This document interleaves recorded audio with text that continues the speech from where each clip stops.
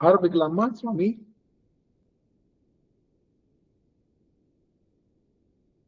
வள்ளியம்மாள் ஆரம்பிங்கம்மா. சரிங்கம்மா, நன்றிம்மா. தென்னாடுடைய சிவனே போற்றி, எந்நாட்டவர்க்கும் இறைவா போற்றி. திருச்சிற்றம்பலம். போற்றுதலுக்கும் வணக்கத்துக்கும் உரிய வேலுண்டு வினையிலை குழுமத்தைச் சேர்ந்த அனைத்து அடியார்களின் பொன்னார் திருவடிகளை வணங்கி, உலகின் தலை சிறந்த ஆன்மீக குருவாக திகழும் நமது சிறப்பு விருந்தினர் சிவத்திரு ஆனந்த் அன்பழகன் ஐயா அவர்களின் பொன்னார் திருவடிகளை வணங்கி அனைவரையும் வருக வருக என்று இருகரம் கூப்பி அன்போடு வரவேற்கின்றேன். முதலாவதாக விநாயகர் துதி பாட அடியார் அவர்களை அன்போடு வரவேற்கின்றேன். ஐயா நடராஜ் ஐயா ஒரு விநாயகர் பாடல் பாடுங்கய்யா. சிவாய் நம்ம திருச்சிற்றம்பலம். என்னையும் அனைத்து அடியார்களும் மன்னித்தருள வேண்டும். காரணம் சரியாக வருவதில்லை. ஆகையவே சிவாய் நம்ம திருச்சிற்றம்பலம். பிடியதனுருவுமை கொலமிகு கரியது வடி கொடுத்தனதடி வழிபடுமவரிடர் கடிகணபதிவர அருளினன் மிகு கோடை கடிகணபதிவர அருளினன் மிகு கோடை வடிவினர் பயுள் வலிவல முறையிறையே. திருச்சிற்றம்பலம். மிக்க நன்றி ஐயா. அடுத்ததாக நால்வர் துதி பாட அடியார் அவர்களை அன்போடு வரவேற்கின்றேன். சாந்தி அம்மா நால்வர் துதி பாடுங்கம்மா. திருச்சிற்றம்பலம். ஊழியர்கோன் வெப்பொழித்த புகழியர்கோன் கழல் போற்றி ஆழிமிசை கல்மிதப்பில் அனைத்த பிரான் அடி போற்றி வாழி திரு நாவலூர் வந்தொண்ட பதம் போற்றி ஊழிமலி திருவாத ஊர திரு தால் போற்றி. திருச்சிற்றம்பலம். மிக்க நன்றி அம்மா. வரவேற்புரை. வேலுண்டு வினையில்லை குழுமத்தின் மாபெரும் தலைவராக திகழும் சிவத்திரு ஆனந்த அன்பழகன் ஐயா அவர்களை வருக வருக என்று இருகரம் கூப்பி அன்போடு வரவேற்கின்றேன். வேலுண்டு வினையில்லை குழுமத்தின் ஊடகவியலாளர் நாள்தோறும் நம்மை திருப்புகழ் பாடல் பாடி முருகப்பெருமானின் இறை அருளை ஊட்டக்கூடியவர் சிறந்த இசை ஞானி பாடலாசிரியர் சிவத்திரு ஸ்ரீராம் காஷ்யப் ஐயா அவர்களை வருக வருக என்று இருகரம் கூப்பி அன்போடு வரவேற்கின்றேன். வேலுண்டு வினையிலை குழுமத்தின் சீரிய நெறியாளர் 192வது அமர்வை மிக மிக நேர்த்தியாக அற்புதமாக மிக சிறப்பாக நடத்தி வரும் சிவத்திரு பிரேம சம்பந்தம் அம்மா அவர்களின் திருவடிகளை வணங்கி வருக வருக என்று அன்போடு வரவேற்கின்றேன். எண்ணற்ற முருகன் கோயில்களுக்கு நம்மை நேரில் அழைத்து செல்லும் சிவத்திரு முத்துக்குமரன் ஐயா அவர்களின் பொன்னார் திருவடிகளை வணங்கி வருக வருக என்று அன்போடு வரவேற்கின்றேன். எண்ணற்ற அமர்வுகளை நடத்தி செல்ல உறுதுணையாக இருக்கும் அத்தனை அடியார்களின் ஒவ்வொரு அடியார்களின் பொன்னார் திருவடிகளை தனித்தனியாக வணங்கி மிக சீரோடும் சிறப்போடும் இன்னும் நமது அமர்வு தொடர எல்லாம் வல்ல முருகப்பெருமானை வேண்டி வணங்கி அனைவரையும் வருக வருக என்று இருகரம் கூப்பி அன்போடு வரவேற்கின்றேன். நமது சிறப்பு விருந்தினர் சிவத்திரு ஆனந்த அன்பழகன் ஐயா அவர்கள் ஒரு ஞான குருவாக மிக அற்புதமாக அனைவருக்கும் ஒரு வழிகாட்டியாக திகழ்கின்றார். சிவத்திரு ஆனந்த அன்பழகன் ஐயா அவர்கள் கருவிலே உருவோடு திருவோடு பிறந்த சிறந்த ஞானி, ஞான குரு. இளம் வயதிலேயே அற்புதமான ஆன்மீக தொண்டுகளை சிறப்பாக நடத்தி வரும் மிக சிறந்த தலைவர். அத்தனை மக்களின் இதயத்தில் இறைவனை குடியிருக்க வைக்கக்கூடிய ஆற்றல் பெற்றவர்.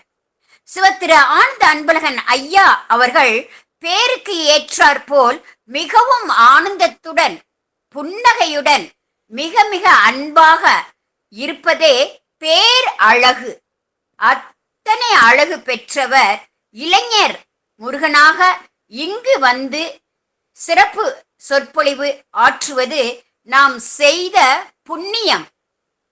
அத்தனை அடியார்களையும் தன் ஞானத்தால் புன்னகையால் அவர்களை பேசவிட்டு கேட்கும் மாபெரும் ஞானி என்றால் அது நமது சிவப்பு விருந்தினர் சிவத்திரு ஆனந்த அன்பழகன் ஐயா என்றால் அது மிகையாகாது. அது மட்டுமா, மழலை செல்வங்களை பாராட்டுவதிலும் தலை சிறந்த ஆசிரியர். இளைஞர்களுக்கு தன்னம்பிக்கை உரைகளை எடுத்து இயம்பும் சிறந்த வெற்றியாளர்களை உருவாக்கக்கூடிய சிறந்த சாதனையாளராக திகழ்பவர் நமது சிவத்திரு ஆனந்த அன்பழகன் ஐயா அவர்கள். எண்ணற்ற விருதுகள் பெற்ற போதும் வெளிநாடுகளிலும் அனைத்து மாணவர்களும் உலகமெங்கும் இருக்கும் இளைய சமுதாயம் சிறப்பாக சைவ சித்தாந்தத்தை எந்த ஒரு தவறு இல்லாமல் கற்க வேண்டும் என்ற ஒரு மாபெரும் எண்ணத்துடன் செயலாற்றும் நமது சிறப்பு விருந்தினர் சிவத்திரு ஆனந்த அன்பழகன் ஐயா அவர்களை கந்த சஷ்டி மகிமை என்ற தலைப்பில் சிறப்பு சொற்பொழிவாற்ற அவரின் பொன்னார் திருவடிகளை மீண்டும் மீண்டும் வணங்கி அனைவரையும் வருக வருக என்று இருகரம் கூப்பி வணங்கி வேலுண்டு வினையிலே குழுமம் சார்பாக வரவேற்கின்றேன். வெற்றிவேல் முருகனுக்கு அரோகரா, ஞானவேல் முருகனுக்கு அரோகரா, கந்தவேல் முருகனுக்கு அரோகரா, கடம்பவன முருகனுக்கு அரோகரா. முருகா சரணம். ஐயா, இனி மேடை தங்கள் வசம். அற்புதமான இந்த வேளையில் ஒரே ஒரு தகவல் சொல்லி அம்மா நிறைவு செய்கிறேன். என்று நான் வேலுண்டு வினையிலை குழுமத்திற்கு வந்தனோ அன்றைய நாளிலிருந்து இன்று வரை இந்த நிமிடம் வரை அம்மா நினைத்தது எல்லாம் அத்தனையும் நடக்கின்றது. 100க்கு 100 உண்மை. ஏன்னா எண்ணற்ற சொற்பொழிவுகள் அம்மா பிரேமமா சொன்ன மாதிரி நவராத்திரி அன்னைக்கு யாதுமாகி நின்றாய் காளி அப்படின்னு தலைப்புல புற்றுத்தோப்புல சொக்கநாதர், ஏன்னா ஐயா சொக்கநாதரா எனக்கு தெரிகிறார் ஆனந்தையா. ஒவ்வொரு விஷயமே சொக்கநாதா சொக்கநாதா எங்க கேட்டாலும் எங்க படிச்சாலும் எனக்கு உடனே ஆனந்த ஐயா ஞாபகம் தான் வரும். அப்படி ஒரு பெரிய மாபெரும் சபையில அம்மா பேசினேன். இன்னைக்கு காலையில ஞான சம்பந்தரால உருவாக்கப்பட்ட ஒரு பெருமாள் கோவில் ஆலங்குளத்துல, மதுரை ஆலங்குளத்துல இருக்கு. அங்க போய் சத்சங்கம் பண்ணிட்டு வந்து உண்மையிலேயே இன்னைக்கு வரைக்கும் அம்மாவை பிஸியா இருக்க வைக்கிறது நமது வேலுண்டு வினையிலை குழுமத்தை சார்ந்த அனைத்து அடியார்கள். அதோட நமது தலைமை பண்புகள் நிறைந்த மாபெரும் தலைவனாக திகழும் சிவத்திரு ஆனந்த அன்பழகன் ஐயா என்பதில் எவ்வித ஐயமும் இல்லை. அத்தனை அடியார்களின் பொன்னார் திருவடிகளை மீண்டும் மீண்டும் வணங்கி நிறைவு செய்கின்றேன். நன்றி, வணக்கம். வெற்றிவேல் முருகனுக்கு அரோகரா. திருச்சிற்றம்பலம். ஊழியர்கோன் வெப்பொழித்த புகழியர்கோன் கடல் போற்றி, ஆலிமிசை கல்விதப்பில் அமைந்த பிரான் அடி போற்றி, வாழி திருநாவலூர் வன்தொண்ட பதம் போற்றி, ஊழிமொழி திருவாதபூர திருத்தால் போற்றி, விழிக்கு துணை திருவெண்மலர் பாதங்கள், மெய்மை கொன்றாம் மொழிக்கு துணை முருகாயினும் நாமங்கள், முன்பு செய்த பழிக்கு துணை அவன் தோளும், பயந்த தனி வழிக்கு துணை வடிவே செங்கோடும் மயூரமுமே, வடிவே செங்கோடும் மயூரமுமே, உனக்கு பணி செய்ய உந்தனை என்னாலும் நினைக்க வரவனக்கு நீதான், மனக்கவலை நீக்குகின்ற தென்மதுரை நின்மலனே, எவ்வுலகும் ஆக்குகின்ற சொக்கநாத சொக்கனா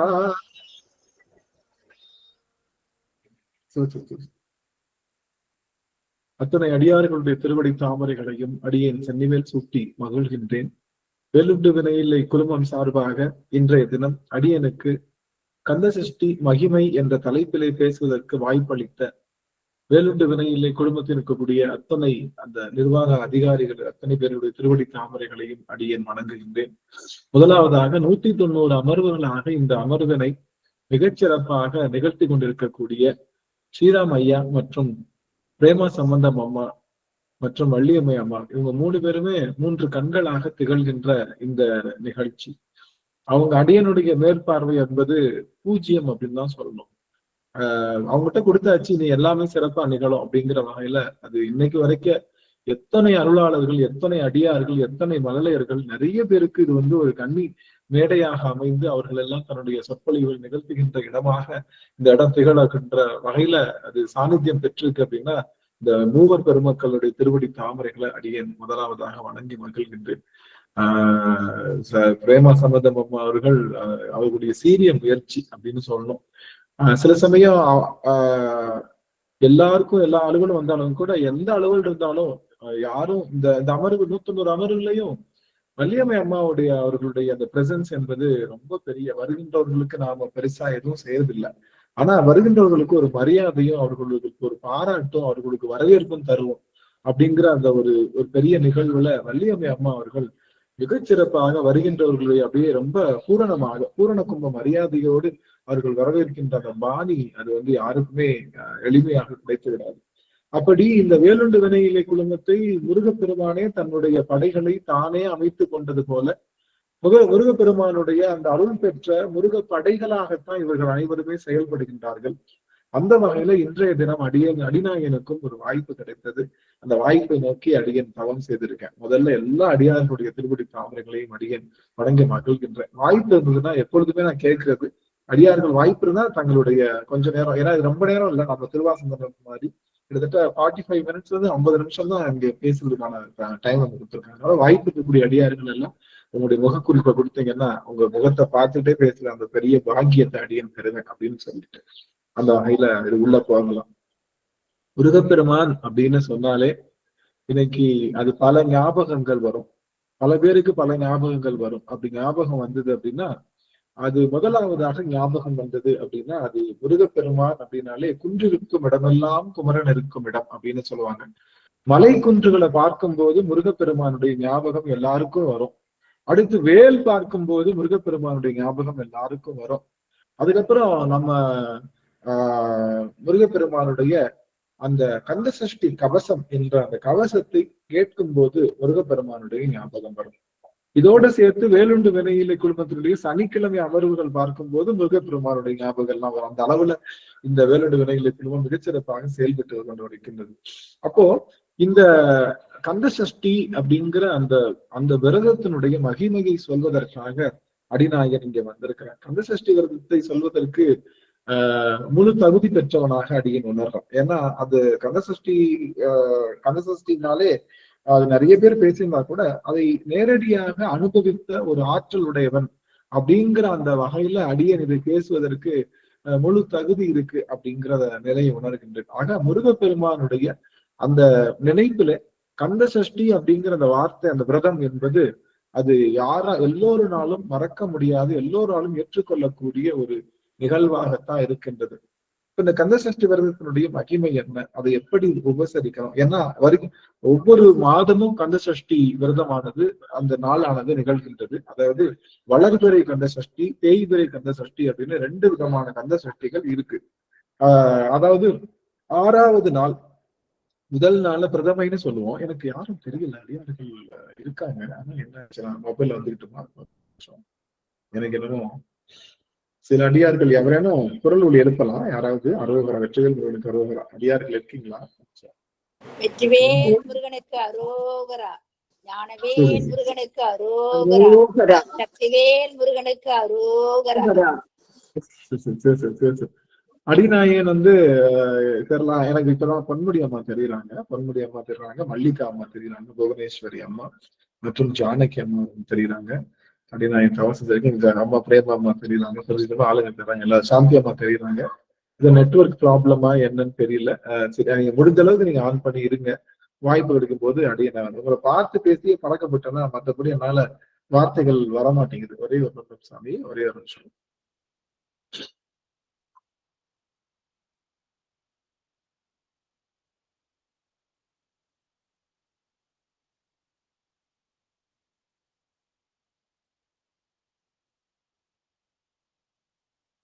சரி சரி சரி சரி சொக்கனா.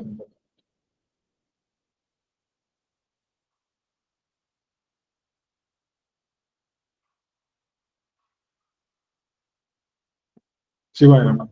ஆக முருகப்பெருமான் அப்படின்னாலே முருகனுடைய வடிவங்கள் 6 விதமான வடிவங்களை கொண்டிருக்கக்கூடிய ஒரு நிலைப்பாடுதான் முருகப்பெருமான். 6 அப்படிங்கிற அந்த எண்ணே முருகப்பெருமானை தான் குறிக்கும். நம்ம நேத்தான் பார்த்தோம் 6 கோடி மாயா சக்திகள் சொல்லிட்டு திருவாசகத்துல பார்த்தோம்.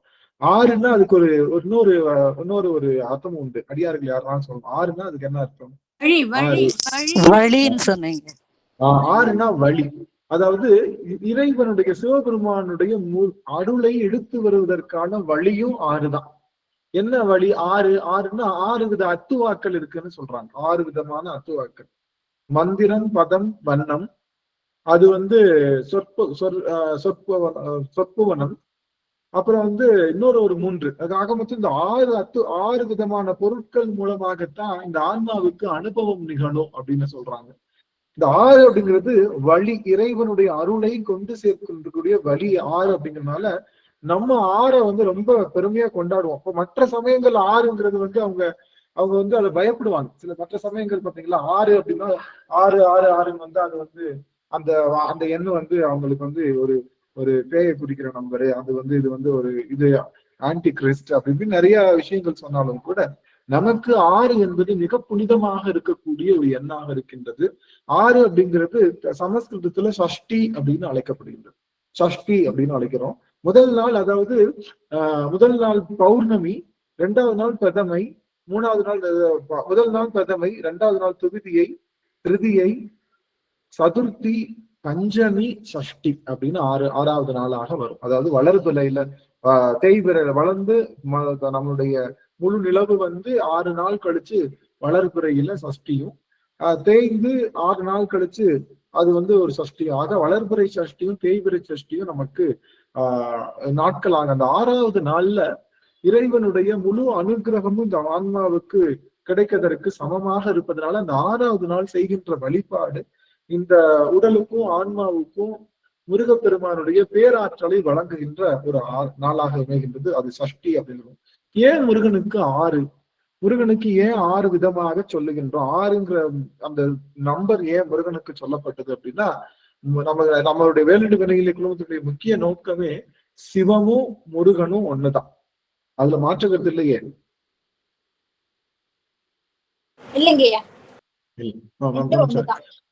முருகனும் சிவமும் ஒண்ணு அப்படிங்கிறதுதான் நம்மளுடைய மிகச்சிறந்த ஒரு நிலைப்பாடுகளாகவே நாம கொண்டு போறோம். அதனால அந்த வகையில நாம இன்றைய தினம் நாம முருகப்பெருமானுடைய அவனுடைய நிலையும் சிவபெருமான நிலையும் ஒண்ணுங்கிறத கண்டிப்பா இத்தனை அமர்வுகளாக அடியார்கள் எல்லாம் அருமுக சிவன் தான் முருகன் அப்படிங்கிறதுல நம்ம மாற்றுக்கிறது இல்லை. இத அடிக்கடி அடியன் ரிப்பீட் பண்ணியிருந்தா கூட முருகப்பெருமானே சிவபெருமானே 6 முகங்களோடு எழுந்தருள்னா அது பேர் அது என்ன அப்படின்னா அது முருகன் அப்படின்னு சொல்றோம். 6 முகத்துல 5வது முகம் மறைஞ்சிருந்தா அது பேரு சிவன் சொல்றோம். வேற ஒண்ணும் கிடையாது.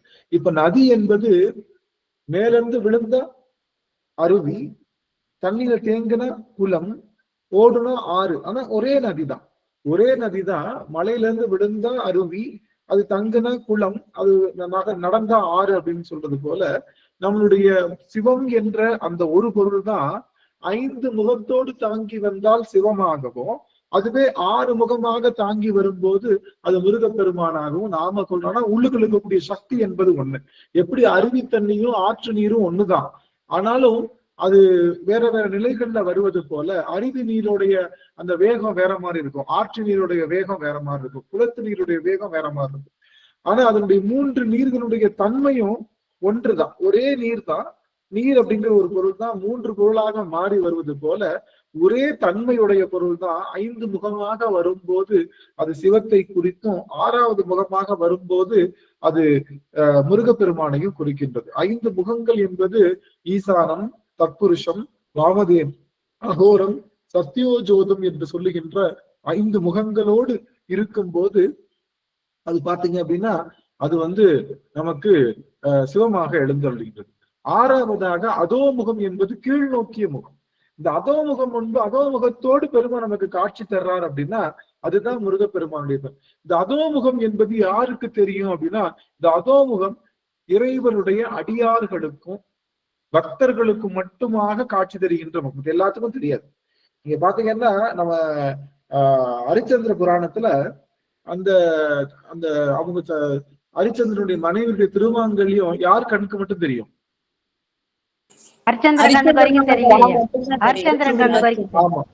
ஹரிச்சந்திர கண்ணுக்கு மட்டும்தான் தெரியும். அது மாதிரி ஒரு சிவபெருமானுடைய அதோமுகம் என்பது யாருக்கு தெரியும் அப்படின்னா அது அடியவர்களுக்கு மட்டும்தான் தெரியும். அப்போ 5 முகத்தோடு தன்னுடைய அடியவர்களுக்கு அருள் செய்வதற்காக கீழ் முகத்தை, ஏன்னா அடியவர்கள் மேல் நோக்கி சிவபெருமானை பார்த்திருப்பாங்க, இவன் கீழ் நோக்கி அவர்களை பார்த்திருந்தா மட்டும்தான் பார்க்க முடியும். அப்படிங்கறதுனால இந்த முகம் முழுமையாக தெரிகின்றதுனால அந்த 5 முகத்தோடு 6வது முகம் என்று சொல்லுகின்ற அதோனா கீழே அதோ கதின்னு சொல்லுவாங்க, கேள்விப்பட்டிருக்கீங்களா? உனக்கு அதோ கதின்னு என்ன அர்த்தம்? இனிமே உனக்கு கீழே தான், இனிமே நீ கீழ் நோக்கி தான் போற, உனக்கு அதோ கதி அப்படின்னு சொல்லுவாங்க. அதோ என்றால் கீழ் நோக்கிய, கீழ் அப்படின்னு முகம். அப்ப அந்த அதோமுகம் என்பது சிவபெருமானுடைய கீழ் நோக்கிய முகம் என்பது பாத்தீங்கன்னா அது எப்பயுமே மறைஞ்சிருக்கும். அந்த முகத்தோடு காட்சி தந்தா அந்த சிவனுக்கு பேர் என்ன? அதோ முகத்தோடு காட்சி கொடுத்து அந்த சிவனுக்கு பேரு முருகப்பெருமான். ஆமா, இந்த 5 முகத்திலையும் கண்டம் கருத்து இருக்காது. நீலகண்டன்ற பேரு இந்த 5 முகத்துல இருக்காது. அதாவது ஈசானம், தத்புருஷம், வாமதேவம், அகோரம், சத்யோஜோதம் என்று சொல்லுகின்ற இந்த 5 முகத்திலையும் நீலகண்டம் இருக்காது. இந்த 6வது முகத்துலதான் நீலகண்டம் இருக்கும். இந்த 6வது முகக்கே நம்ம பார்த்து குடிஞ்சிருக்கு இல்லையா, அந்த முகத்துலதான் நீலகண்டம் இருக்கும். அது ஏன்னா சிவபெருமான் அந்த இதை முழுக்கினது. ஆக இந்த 6வது நீலகண்டம் நிறைந்த முகத்துக்கு பேரு தான் என்ன முகம்? இறைவனுடைய அந்த முருகப்பெருமானுடைய அந்த கூற்று. அப்ப முருகப்பெருமான்ற தத்துவமே என்ன அப்படின்னா 5 முகமாக 6வது முகம். எல்லாரும் என்ன சொல்லுவாங்கன்னா இந்த சினிமா படத்தெல்லாம் பாத்தீங்கன்னா ஈசானம், தத்புருஷம், வாமதேவம், ஈசானம், தத்புருஷம், வாமதேவம், அகோரம், சத்யோஜோதம் அப்படின்னு சொல்லுகின்ற 5 முகத்தோடு சக்தியினுடைய முகம்னு சொல்லுவாங்க. சக்தியினுடைய முகம் அல்ல. இங்கே சிவபெருமானுடைய முகமே அது என்னவா இருக்கு? அது அதோ முகமாக கீழ் நோக்கி இருக்கிறதுனால அந்த முகம். இந்த மாதிரி சிவபெருமானுக்கு 6 முகங்கள் இருந்தா அது பேர் என்ன? அதுக்கு பேரு முருகப்பெருமான்ற தத்துவம். அந்த சிவ தத்துவம் முருகப்பெருமான்ற தத்துவமா வருது. அப்போ நீங்க பாருங்க, நீங்க தூரத்துல இருந்து பார்க்கும்போது ஒரு ஒரு நீங்க இங்க இருந்து வந்துட்டு இருக்கு, ஒரு வண்டி வந்துட்டே இருக்கு. தூரத்துல பாத்தீங்கன்னா கொஞ்சம் தெரியும், பக்கத்துல இருந்து பார்த்தா எப்படி தெரியும்? பக்கத்துல வந்துருச்சு இப்ப அந்த வண்டி. இப்போ ஒரு பெரிய வண்டி, ஒரு லாரியோ என்னமோ தூரத்துல இருந்து பாத்தீங்கன்னா எப்படி இருக்கும்? ஓரளவுக்கு தெரியும். பக்கத்துல இருந்து பார்த்தா எப்படி தெரியும்? நல்ல விளக்கமா தெரியும். ஆமா, கொஞ்சம் கிளியரா தெரியுமா? அந்த மாதிரி இப்ப பாத்தீங்கன்னா வண்டிக்கு மேல ஒரு சின்ன ஒரு போர்டு போட்டிருப்பாங்க. வண்டிக்கு மேல ஒரு போர்டு, அங்க இருந்து பாக்குறப்ப அந்த போர்டு என்னன்னு தெரியாது. ஆனா நம்ம பக்கத்துல வந்துருச்சுன்னா நல்லா கிளியரா ஆமா, இந்த போர்டு கிளியரா தெரியும். 5 முகமா தெரிஞ்சது இப்ப 6 முகமா தெரியுதுன்னா என்ன அர்த்தம்? 5 முகமா தெரிஞ்சது இப்ப 6 முகமா தெரியுது அப்படின்னா என்ன அர்த்தம்? முருகப்பெருமான்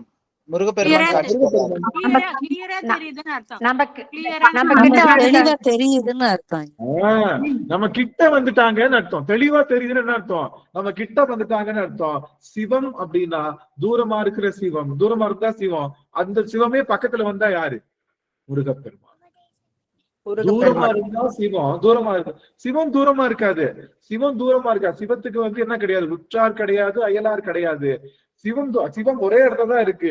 நாம தான் போயிட்டு இருக்கோம். நாம தான் சிவத்தை நோக்கி போயிட்டு இருக்கோம். நீங்க சிவத்தை நோக்கி போயிட்டு இருக்கிறப்போ நீங்க பக்கத்துல போயிட்டீங்கன்னா தெரிவது உங்களுக்கு முருகப்பெருமான்.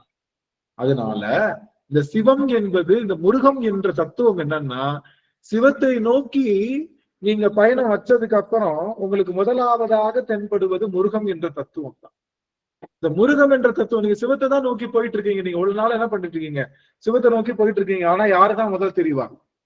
சிவத்தை நோக்கி போனா யாருதான் முதல்ல தெரிவா?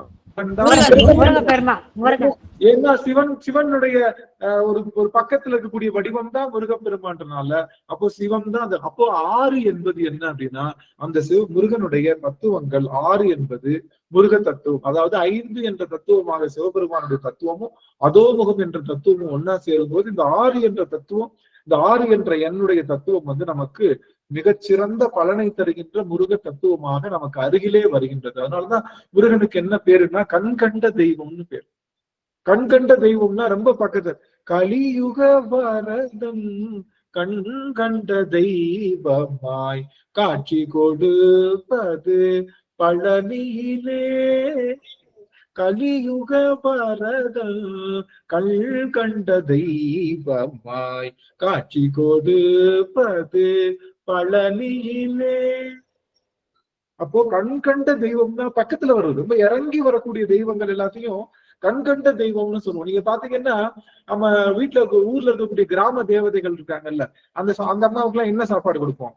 நம்ம கிட்ட என்ன இருந்தாலும் கொடுக்கலாம் இல்ல, நம்ம கையில என்ன சாப்பாடு இருந்தாலும் அவங்க அந்த சாமி கொடுப்போம். நம்ம கிட்ட என்ன பொருள் இருந்தாலும் கொடுக்கலாம். ரொம்ப ஸ்பெசிபிக்கா கொடுக்க தேவையில்லை, ரொம்ப எளிமையா வாங்கிக்கிடுவாங்க. அந்த மாதிரி தெய்வங்கள், பக்கத்துல இறங்கி வரக்கூடிய தெய்வங்கள் எல்லாத்துக்குமே கண் கண்ட தெய்வம்னு சொல்லுவோம்.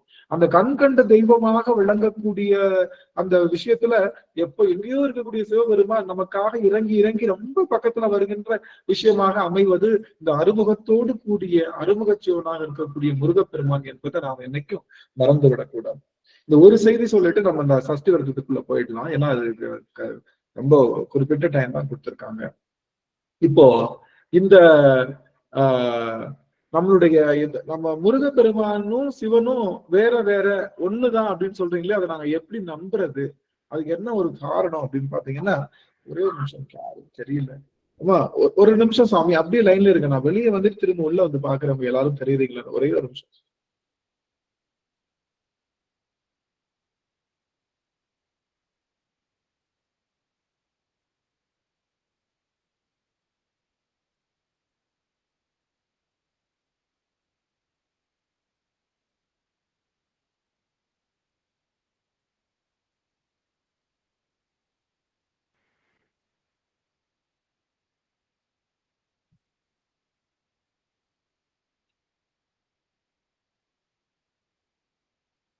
சாமி அடியன் பேச கேக்குதுங்களா? அமைச்சோம்.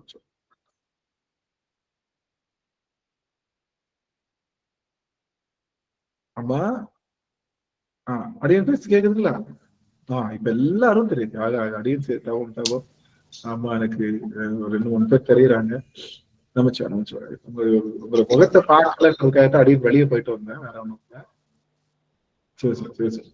அடியன் பேசி கேக்குதுங்களா சாமி? தெரியுதுங்களா? கேக்குதுங்களா? கேக்குதுங்க சாமி, கேக்குது சாமி, எல்லாம் கேக்குதுங்க ஐயா. சரி நமச்சிவாய். ஆக புஷ்பலதா அம்மாலாம் தெரியுறாங்க.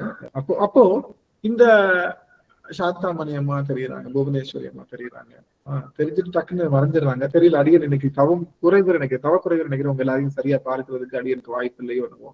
சரி, பரவாயில்ல. அப்போ இந்த கந்த புராணம் தான் முருகப்பெருமானுடைய முழு நீள அகலத்தையும் நமக்கு கத்து தருகின்ற ஒரு செய்தி. கந்த புராணம் தான். இந்த கந்த புராணம் தான் முருகப்பெருமாசோ, அதாவது நமக்கு முருகப்பெருமானுடைய முழு நீள அகலம், அவனுடைய பிறப்புல இருந்து அவனுடைய அடியார்களுக்கு அருள் செய்கின்ற அந்த நிலை, அதுபடை வீடுகள் எல்லாத்தையும் சொல்லுகின்ற இடமாக அமைவது கந்த புராணம் தான். இந்த கந்த புராணத்துல நமக்கு தெரிஞ்சது ஒரே ஒரு விஷயம் தான். என்ன? சூரபதுமன் அழிந்தான். அதுதானே கந்த புராணத்துடைய செய்தி. ஆமாவா இல்லையா? கந்த புராணத்துடைய செய்தி என்ன? சூரபதுமன் சூரபதுமன் அழிந்தான் அப்படிங்கிறது கந்த புராண செய்தி. இந்த சூரபதுமன் யார் அப்படின்னா சிறந்த சிவனடியார், சிறந்த சிவபக்தன். சிவனடியார்னு சொல்லக்கூடாது, சிவபக்தன். சிவபக்தன் வேற, சிவனடியார் வேற. அவன் பயங்கர சிவபக்தன். அவன் என்ன பண்ணான்? வரம் என்ன கேட்டான்? என்ன அழிக்கணும் அப்படின்னா என்ன வரம் வேணும்? என்னை அழிக்கணும்னா சிவம் நீதான் என்னை அழிக்கணுமே தவிர வேற யாரும் என்ன அழிக்க கூடாது அப்படிங்கிற வரம், சிவத்தாலேயே அழிகின்ற வரம் கேட்டதுனால அவன் ஏன் அழிந்தான் அப்படின்னா, அவன் அழிந்தான் எதற்காக அழிந்தான்னா, அவன் எதிர்த்து வந்த முருகப்பெருமான யாரு நினைச்சான்? சிறிய பையன் வேற. முருகப்பெருமான சிவம்னு நினைக்கல. அதுதான் நல்லா முக்கியமான செய்தி. அடியாருக்கு உற்று நோக்குங்க, என்ன பாத்துக்கோங்க. முருகப்பெருமான சிவம் அப்படின்னு நினைக்காதனால அவன் அழிந்தான். கந்த புராணத்துடைய முழு செய்தி, ஒற்றை வரி செய்தி என்ன, கந்த புராணத்துடைய ஒரு வரி செய்தி என்னன்னு சொல்லி கேட்டா, முருகனை சிவனாக நினைக்கவில்லை என்றால் அவனுக்கு அழிவு நிச்சயம். எப்படி எப்படி எப்படி முருகனை சிவனாக நினைக்கவில்லை என்றால் அவனுக்கு அழிவு நிச்சயம். வேற ஒண்ணும் கிடையாது. வந்திருக்கின்ற முருகனும் சிவனும் ஒன்றுன்ற அந்த மனபாவனையை நீக்கிட்டோம் அப்படின்னா நமக்கு நிச்சயமாக பேரருள் கிடைக்க வாய்ப்பு இல்லைதான். அப்போ வந்திருக்கக்கூடிய அந்த முருகம் சிவம் தான் அப்படிங்கிற அந்த உலகத்தையும் மீட் பண்ணிக்கலாம் சுவாமி.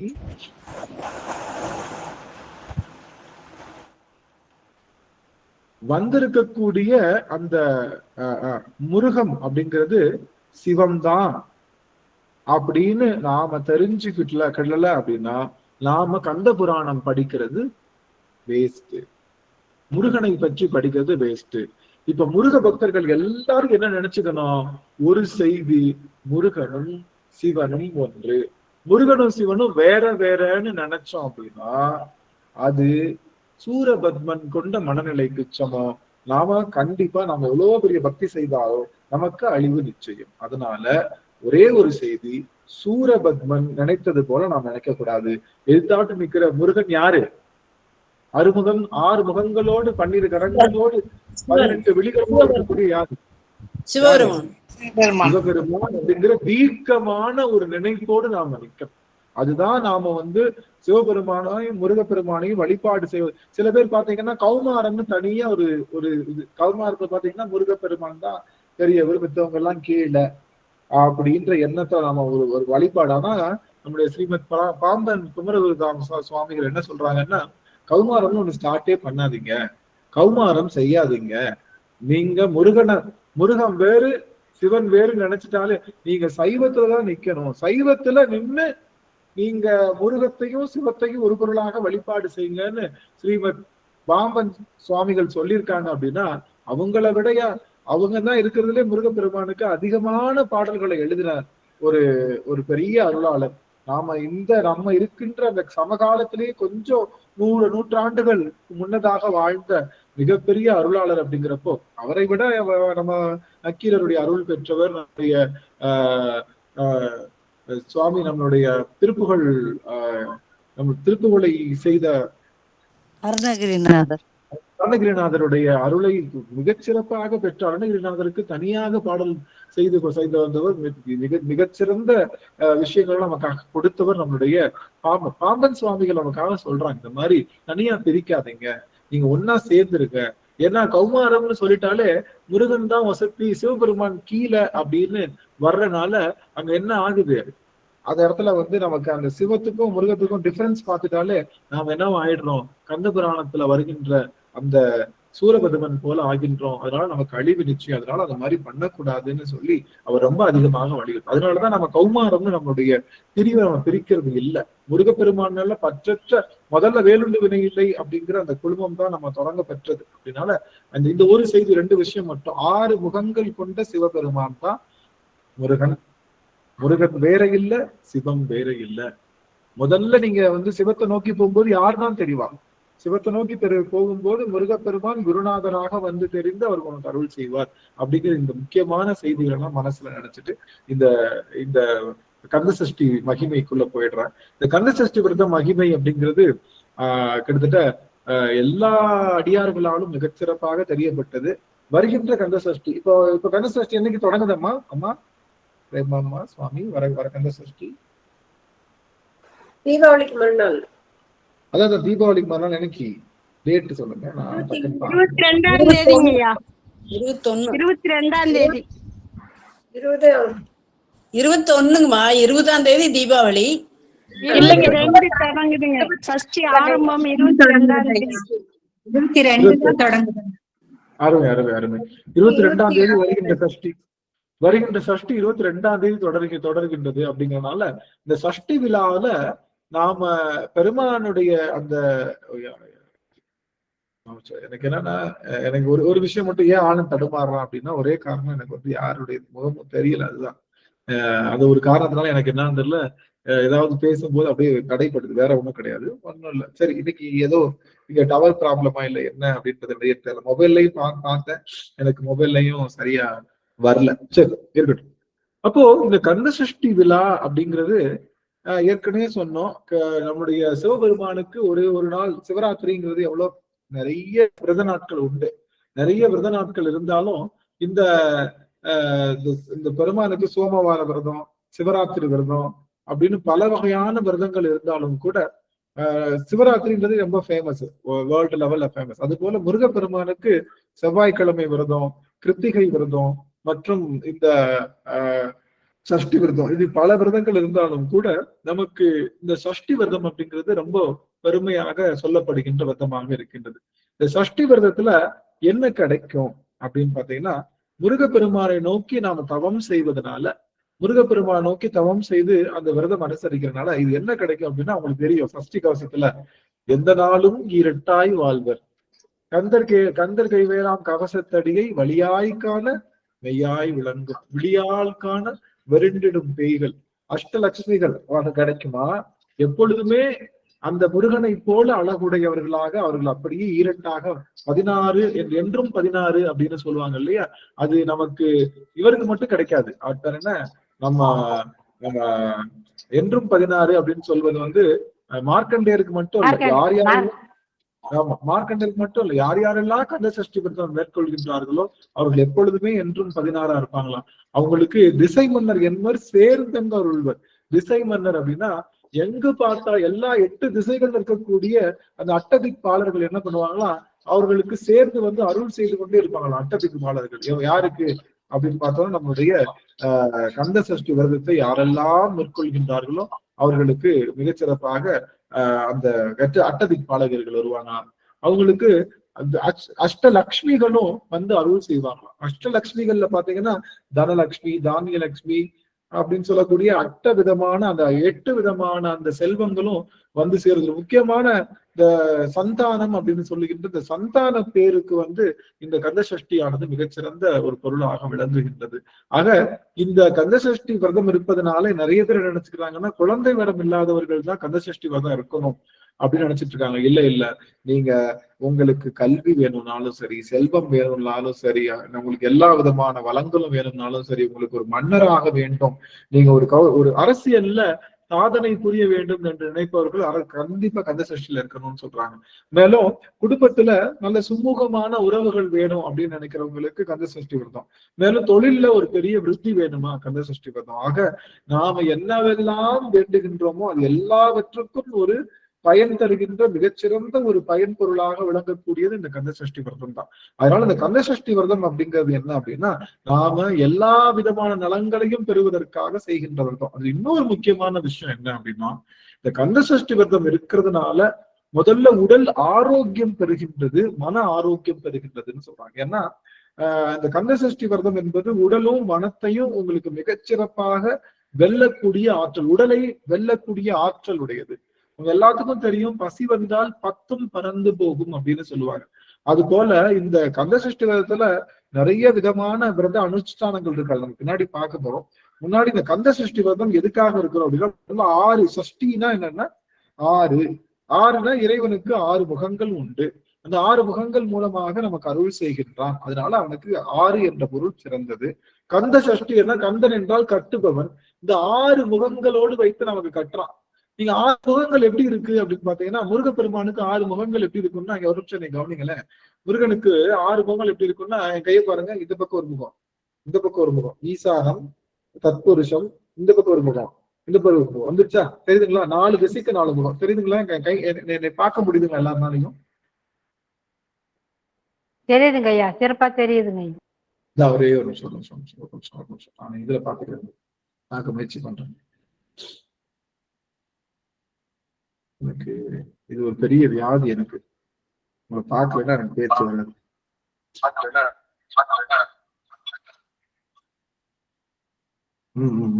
எல்லாம் நல்லா தெரியுறாங்க. அடியன் செய்த நான் இதுல என்னுடைய என்னுடைய மொபைல்ல எல்லாரும் கிளியரா தெரியுறீங்க. ரொம்ப மகிழ்ச்சி. இப்போ முருகப்பெருமானுடைய முகம் எப்படி இருக்கும்? 6 முகங்கள் இப்பதான் தெரிஞ்சாங்க. சரி சரி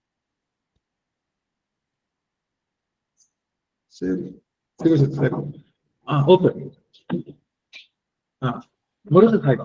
முருகப்பெருமானுடைய முகங்கள் எப்படி இருக்கும்னா, நான் பேச ஸ்டக் ஆயிடுச்சுங்களா? நல்லா கேக்குதுங்க ஐயா, நல்லா கேக்குது ஐயா, நல்லா கேக்குது.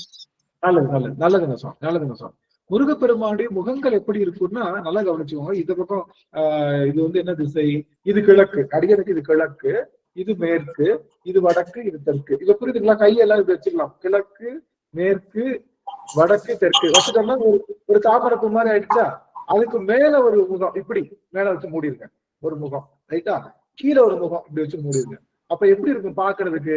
அப்படியே ஒரு சின்ன ஒரு தீபம் எறிகிற மாதிரி, எல்லாமே ஒரு சின்ன ஒரு பால் மாதிரி ஆயிடுச்சா? ஒரு பால் மாதிரி. அப்ப இந்த பக்கம் ஒரு முகம், இந்த பக்கம் ஒரு முகம், 4 திசைக்கும் 4 மேல ஒரு முகம் க்ளோசிங், கீழே ஒரு முகம், இந்த பக்கம் க்ளோசிங். அப்போ எல்லா சைடையும் க்ளோஸ் பண்ணிட்டோமா? 6 சைடையும் க்ளோஸ் பண்ணிட்டோம். 1 2 3, மேல 1 4, கீழே 1 5. ஆக அந்த 6 முகங்களும் 6 சைடு க்ளோஸ் பண்ணி ஒரு 3Dல வருதுங்க. ஒரு 3Dல பாத்தீங்கன்னா எல்லா பக்கமும் கவர் ஆகி வர்றதுனால சிவபெருமான் நம்ம திருமலை பாக்குற மாதிரி 6 முகம் இப்படி வரிசையா இருக்காது. 6 முகம் எப்படி இருக்காதுன்னு பாத்தீங்கன்னா, முருகப்பெருமானுக்கு நம்ம கோவில்ல பாக்குற மாதிரியோ இல்ல சினிமால பாக்குற மாதிரியோ அந்த முகங்கள் எப்படி இருக்காதுன்னா, இந்த மாதிரி இப்படி வரிசையா 6 முகங்கள். நீங்க பாத்தீங்கன்னா கந்தன் பெருமாள் பாத்தீங்கன்னா இந்த மாதிரி இப்படி இருக்கும் வரிசையா 6 முகம். அப்படி இருக்காது. அவனுக்கு பாத்தீங்கன்னா இப்படி ஒரு முகம், இப்படி ஒரு முகம், இப்படி ஒரு முகம். ஆனா கோவில் எல்லாம் பாத்தீங்கன்னா 3 முகம் இப்படி இருக்கும், 3 முகம் அப்படி தெரியும். அப்படி இல்ல. ஆனா உண்மையிலே முருகப்பெருமானுடைய முகம் எப்படி இருக்கும்னா, இந்த பக்கம் 1 இந்த பக்கம் 1 இந்த பக்கம் 1, மேல 1 கீழே 1. கீழே இருக்கிற முகம் தான் அதோ முகம். இந்த அதோ முகம் நமக்கு தெரியும் எப்போ அவரை நோக்கி நாம நடக்கும் போது. அதோ முகம் தெரிஞ்சா அது முருகப்பெருமான், அதோ முகம் தெரியலன்னா சிவபெருமான். அவ்வளவுதான் வித்தியாசமே தவிர. அப்ப இந்த 6 என்பது 6 முகங்களில் வருகின்ற அந்த கருணையை குறிப்பதற்காக. இன்னொன்னு, சொல்ல முடியாத நோய். இந்த கந்தசஷ்டி கவசம் எப்படி ஆரம்பிச்சது அப்படின்னு பாத்தீங்கன்னா, பாலன் தேவராய சுவாமிகள் என்ன பண்றாங்க, இந்த கந்தசஷ்டி கவசத்தை படிக்கலாம் அப்படின்னு போறாங்க. இந்த கந்தசஷ்டி கவசம் படிக்கிறதுக்காக போல. பாலன் தேவராய சுவாமிகளுக்கு தீராத வயிற்று வலி, பல விதமான நோய் தொந்தரவுகள் இருந்தது. சரி, எப்படியாவது இந்த கந்தசஷ்டி விழால போயிட்டு நம்ம முருகப்பெருமானை தரிசிச்சுட்டு திருச்செந்தூர்ல முருகப்பெருமானை பார்த்துட்டு அப்படியே கடல்ல விழுந்து அப்படியே இறந்துருவோம் அப்படின்னு சொல்லி ஒரு சங்கல்பத்தோட போயிருக்காரு பாலன் தேவராய சுவாமிகள். அப்படி அங்க போனா என்ன ஆயிடுச்சு? அவரை போய் சிவபெருமான மன்னிக்கணும், முருகப்பெருமான வழிபாடு செஞ்ச உடனே அவருடைய எல்லா விதமான நோய்களும் அப்படியே என்ன ஆயிடுச்சு?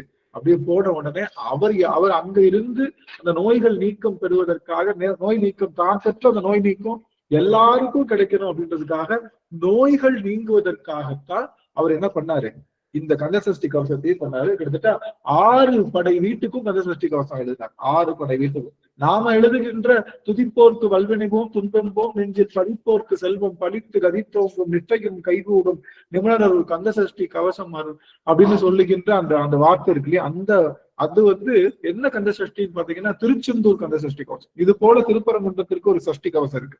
அது போல நம்மளுடைய திருத்தணிக்கும் உண்டு. அது போல ஒவ்வொரு 6 படை வீட்டுக்கும் 6 விதமான சஷ்டி கவசங்கள் உண்டு. இந்த 6 விதமான சஷ்டி கவசங்களும் யார் படிக்கிறாங்களோ அவங்களுக்கு முதல்ல நோய் இருக்காது. நீங்க பாத்தீங்கன்னா ஒவ்வொரு யுகத்திலையும் ஒவ்வொரு விதமாக உயிர் போகும். நீங்க பாத்தீங்கன்னா 4 விதமான யுகங்கள் உண்டு. அதுல பாத்தீங்கன்னா துவாபர யுகம், கிரேதா யுகம், அதுக்கப்புறம் கலியுகம். இன்னொன்னு என்ன யுகம் மறந்து போச்சு?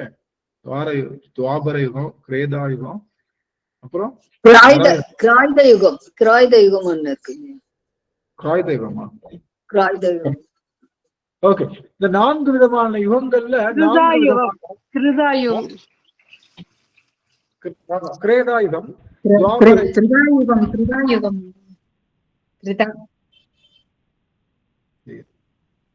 அப்படி ஒவ்வொரு விதமான யுகங்கள்லயும் ஒரு விதமான வகையில அழிவு உண்டு. ஆனா அது போல கலியுகத்துல எப்படி இதுல பாத்தீங்கன்னா கிரேதா யுகத்துல கிருஷ்ணர் இருப்பார், துவாபர யுகத்துல ராமர் இருப்பார். இந்த கிரேதா யுகத்துல பாத்தீங்கன்னா நீங்க முதல் சொல்லுகின்ற நல்ல யுகத்துல எல்லாரும் தவம் செஞ்சுதான் அவங்க எல்லாருக்கும் அழிவு உண்டு. அப்படியே தவசுல உட்காந்து அப்படியே ஜீவ சமாதி தான் ஆவாங்க, யாருமே நார்மலான இறப்புக்கு உள்ளாக மாட்டாங்க. அதுக்கடுத்து பாத்தீங்க அப்படின்னா அவங்க எல்லாரும் தன்னுடைய பணிகளை செய்து அவங்க போவாங்க. அதுக்கடுத்த யுகத்துல பாத்தீங்கன்னா போர் மூலமாக அவர்கள் உயிர் நீப்பார்கள். மகாபாரத்தை பாத்தீங்கன்னா உயிர் நீப்பு மேக்சிமம் பாத்தீங்கன்னா போர் மூலமாக நிகழும். ஆனா இந்த கலியுகத்துல பாத்தீங்கன்னா உயிர் நீப்பு என்பது நோயின் மூலமாக தான். நோய் வந்துதான் எல்லாரும் இறப்பாங்க அப்படின்றது கலியுகத்தினுடைய விஷயம். அதனால இந்த நோயின் மூலமாக இறப்புவது வருகின்ற அந்த விஷயத்தை தவிர்ப்பதற்காக இந்த கந்தர் சஷ்டி கவசம் என்ற அந்த நூலினை பாலதேவராய சுவாமிகள் தன்னுடைய நோயை நீக்கி எப்படி நம்முடைய திருநாவுக்கரசர் நூற்றாயினவாறு பாடி தன்னுடைய வயிற்று வலி நீக்கி பல பாடல்களை பாடி கொடுத்தாரோ, அது போல இங்க பாலதேவராய சுவாமிகளும் இங்க என்ன பண்றாரு, நமக்காக கந்த சஷ்டி கவசத்தை பாடுறாங்க. அதுல பாத்தீங்கன்னா அந்த நிறைய பாடல்கள் பாடி அது ஒவ்வொரு விஷயத்திலையும் முருகப்பெருமான் அப்படியே அந்த அலங்காரம் அவனுடைய எப்படி அவனுடைய இருக்கும், அவனுடைய பெரிய நிகழ்வுகள் இருக்கும், அவனுடைய உடல் எப்படி இருக்கும், அவனுடைய நடனம் எப்படி இருக்கும், அவன் எப்படி வர்றான், அவன் எங்கெல்லாம் நிக்கிறான், யாருக்கிட்ட எல்லாம் போர் செய்தான், அவன் யாருடைய சக்தி மூலமாக நமக்கு அருள் செய்கின்றான்னு சொல்லி ஒவ்வொரு பாடலாக நமக்கு கந்த சஷ்டி கவசம் மூலமாக நமக்கு அதை சொல்லுகின்றான். ஆக இந்த சஷ்டி விரதத்துல செய்யப்பட்ட நூல் தான் இந்த சஷ்டி கவசம். சஷ்டி விரதம் என்பது முதலாவதாக நோயிலிருந்து நீங்கணும். நமக்கு வருகின்ற நோய்க்கு காரணம் எது அப்படின்னு பாத்தீங்கன்னா நம்ம உண்ணுகின்ற உணவு தான். நாம இப்ப உண்ணுகின்ற உணவு முழுக்கவே விஷமாயிடுச்சு. அதனால எப்படி தவிர்க்கலாம்னா அந்த உணவை தவிர்ப்பதன் மூலமாக நோயை தவிர்க்கலாம்னு சொல்லிட்டு விரதம் அப்படின்னாலே ரதம், வீணா தவிர்த்தல். நம்மளுடைய அந்த டெய்லி சாப்பிடுற ரொட்டீனை பிரேக் பண்ணா அது பேர் விரதம் தான்.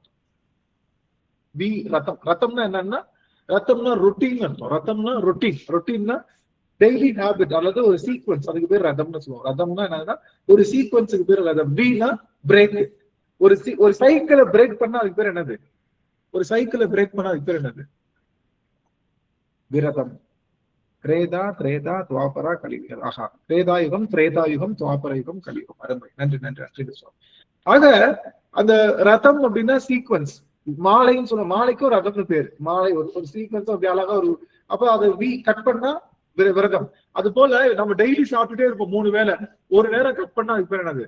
அப்போ ஒரு சீக்வன்ஸை கட் பண்ணா அது விரதம். நம்ம மூச்சு காத்து நல்லா விட்டுட்டே இருப்போம், திடீர்னு மூச்சு காத்து அப்படியே நிறுத்தி பெருமானுக்காக அப்படியே உட்காந்தோம்னா அது பேரும் விரதம். அது பேர் மூச்சு விரதம். தண்ணி குடிக்கிறத அந்த சீக்வன்ஸை கட் பண்ணா அது நீர் விரதம். நம்ம தினமும் சாப்பிடுற அந்த சீக்வன்ஸை கட் பண்ணா அதுக்கு பேரு உணவு விரதம். நம்ம பேசிக்கிட்டே இருக்கோம்ல, அந்த பேச்சை கட் பண்ணா அது பேர் மௌன விரதம். நம்ம நினைச்சுக்கிட்டே இருக்கிறத கட் பண்ணா அது பேர் மௌன விரதம்.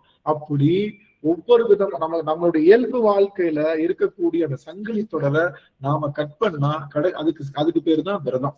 நாம என்ன பண்றோம், இயல்பு வாழ்க்கையில இருந்துகிட்டு அந்த விஷயத்த செஞ்சு, சில பேர் பாத்தீங்கன்னா மௌன விரதம் இருக்குன்னு சொல்லிட்டு எழுதி கொடுத்துட்டே இருப்பாங்க, எழுதி காமிச்சுட்டே இருப்பாங்க. அது பேர் மௌன விரதம் இல்ல, கட் ஆகல. நாக்குதான் பேசுறதே தவிர கை பேசுதே, நாக்குதான் பேசுறதே தவிர கை பேசுது. அதை எடுத்துட்டு வான்னு சொன்னாங்க. அன்னைக்கு எந்த வார்த்தைக்கும் எழாம நாம ஒரு இடத்துல உட்காரோம், அது பேர் தான் மௌனம் வரும். இன்னொரு முக்கியமான விஷயம் நான் சொல்ற அடியார்களா கொஞ்சம் விட்டுருக்க வாய்ப்பு இருந்தா ஆன் படிக்கலாம். முருகப்பெருமானுக்கு மிக பிடித்த விரதம் எல்லாரும் ஆன் பண்ணிக்கலாம், வாய்ப்பு இருக்கு. நான் உங்களுக்கு ஒரு முக்கியமான செய்தி சொல்ல போறேன், ஒரு பெரிய நிறுத்தக்கூடிய செய்தி. என்னன்னா முருகப்பெருமானுக்கு மிக பிடித்த விரதம் என்பது என்ன அப்படின்னு பாத்தீங்கன்னா, என்ன விரதம் அப்படின்னா அவனுக்கு மிக பிடித்த விரதம் மௌன விரதம் தான். முருகப்பெருமானுக்கு மிக பிடித்த விரதம் எது? மௌன விரதம் ஐயா. மௌன விரதம் ஐயா. நீங்க கரெக்டா சொல்றீங்க. ஆஹா ஆஹா ஆஹா ஆஹா, சும்மா இரு சொல்லற அடிய சொல்ல அம்மா ஜோதி அம்மா சொல்றாங்க. சும்மா இரு சொல்லறேன்னு யாருக்கு சொன்னாரு?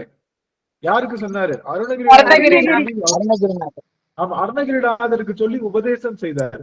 அதனால முருகப்பெருமானுக்கு மிக பிடித்த மிக உகந்த விரதம் என்பது என்னன்னா மௌன விரதம் தான். இன்னைக்கு மௌன விரதம் அப்படிங்கிறது அருகி விட்டது. யாருமே மௌன விரதம் இருக்குல்ல. முன்னாடிலாம் ஒரு காலத்துல எங்க வீட்டுல எங்க அம்மாவே இருப்பாங்க மௌன விரதம். ஒரு நாளைக்கு, மாசத்துக்கு ஒரு நாளைக்கு மௌன விரதம். எதுவும் பேச மாட்டாங்க, எழுதி காட்டுறது அதெல்லாம் கிடையாது. அன்னைக்கு அவங்க கிட்ட நான் எதுவும் பேச மாட்டேன், அப்படிலாம் இந்த ஒரு காலத்துல இருந்தாங்க. அதனால முருகப்பெருமானுக்கு மிகச்சிறந்த விரதம் எது அப்படின்னா மௌன விரதம். இந்த மௌன விரதத்துல எந்த மனத்தாலையும் கூட எழுத்து வராம வார்த்தை வராம பாத்துக்கணும். அது கண்டிப்பா பெண்களால முடியும்னு நினைக்கிறேன். ஏன்னா வீட்டுல ஒரு நாள் வந்து பிரேக் பண்ணி இருக்கலாம். ஆனா ஆண்கள் வந்து வேலைக்கு போறவங்கனாலயோ இல்ல நார்மல் ரொட்டீன் போறவங்கனாலயோ அது செய்ய முடியுமான்னு தெரியல. அதனால ஒரு நிறைய விரதங்கள் உண்டு. அந்த விரதங்கள்ல மௌன விரதம் அப்படின்னு சொல்றாங்க. இப்போ பாத்தீங்கன்னா ஒரு பெரிய மஞ்சள் துணி எடுத்து வாயில கட்டிடுவாங்க. கட்டிட்டு அவங்க கிட்ட யாரும் எதுவும் பேச மாட்டாங்க. அந்த காலத்துல மௌன விரதம் இருக்கிறது மஞ்சள் துணியோ வெண் துணியோ எடுத்து அப்படியே வச்சு இதை கட்டிடுவாங்க. கட்டிட்டு அன்னைக்கு பூரா ஏதோ உட்காந்துருப்பாங்க. முழுவதுமாக முருகப்பெருமானுடைய சந்நிதியிலேயோ அல்லது வீட்லயோ அவனுக்கு முன்னாடி உட்காந்துட்டு. ஆனா கண்டிப்பா எல்லா விரதத்திலையும் என்ன பண்ணணும்? எல்லா விரதத்திலையும் நீர் குடிக்கணும். நீரை கட் பண்ணிடக்கூடாது. அது நான் நிறைய தப்பு பண்ணியிருக்கேன். நான்லாம் பாத்தீங்கன்னா நீரே அருந்தாம விரதம் ஓவரா பண்றது.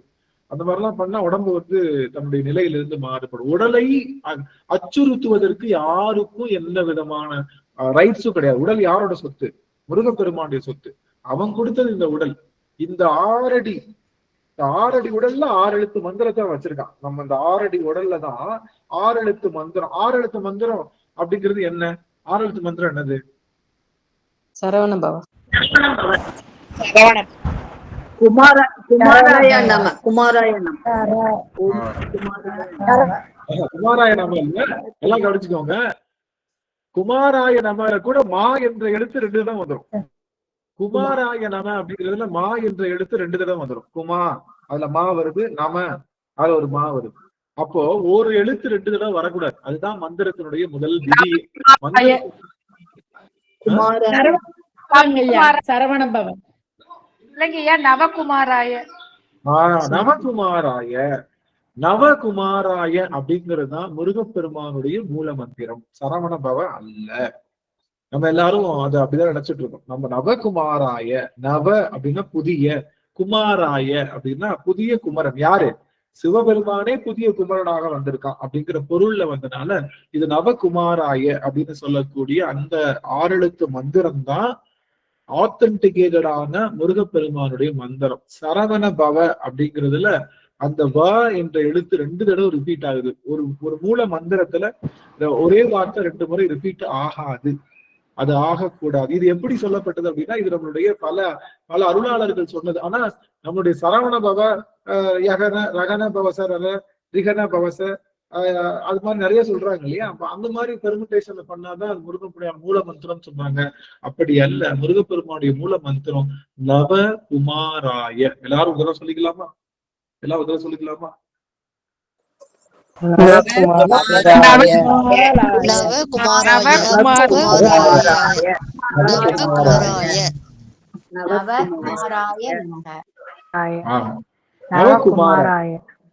நவகுமாராய. இந்த இதுதான் இந்த 6 எழுத்து மந்திரம் தான் முருகப்பெருமானுடைய மூல மந்திரம் என்று சொல்லப்படுகின்றது. அந்த மந்திரத்தை நாம உச்சரிச்சு அந்த அது இன்னொன்னு சொல்லுவாங்க. இன்னொரு 6 எழுத்து மந்திரம் இருக்கு. யாராவது கரெக்டா சொல்லி பார்க்கலாம். அவங்களுக்கு கண்டிப்பா ஒரு புத்தகம் வழங்கிடலாம். இல்ல நான் தான் சரவண பவன் ரூல்ட் அவுட்னு சொல்லிட்டேனே. Saravana Bhavan ruled out. சரவண பவவே கிடையாது. ஏன்னா சரவண பவன்ல 2 எழுத்து வந்துருது. பாபான்ற எழுத்து 2 தடவை வந்துருது. அப்படி வந்து வராது. இப்போ மந்திரம் சொல்றோம்ல, அந்த ஒரே எழுத்து 2 தடவை வந்துச்சுன்னா அதுக்கு என்ன பொருள்? இல்ல இல்லையா? சரஹண பவ வா வரக்கூடாது, ஹா வரும். சரஹண பவ வா வராது, 3வது எழுத்து ஹா. அந்த சரஹண பவ. ஒரே ஒரு நிமிஷம் சுவாமி. இல்ல ஒரே ஒரு நிமிஷம்.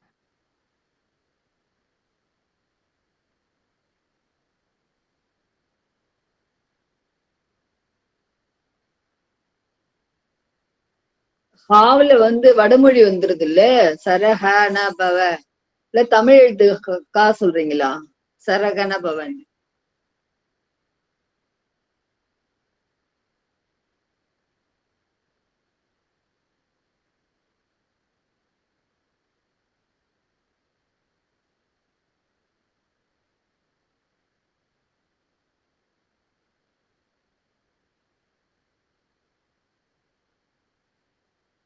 சுவாமி இப்ப கேக்குதுங்களா? அடியே பேசுறது கேக்குதுங்களா?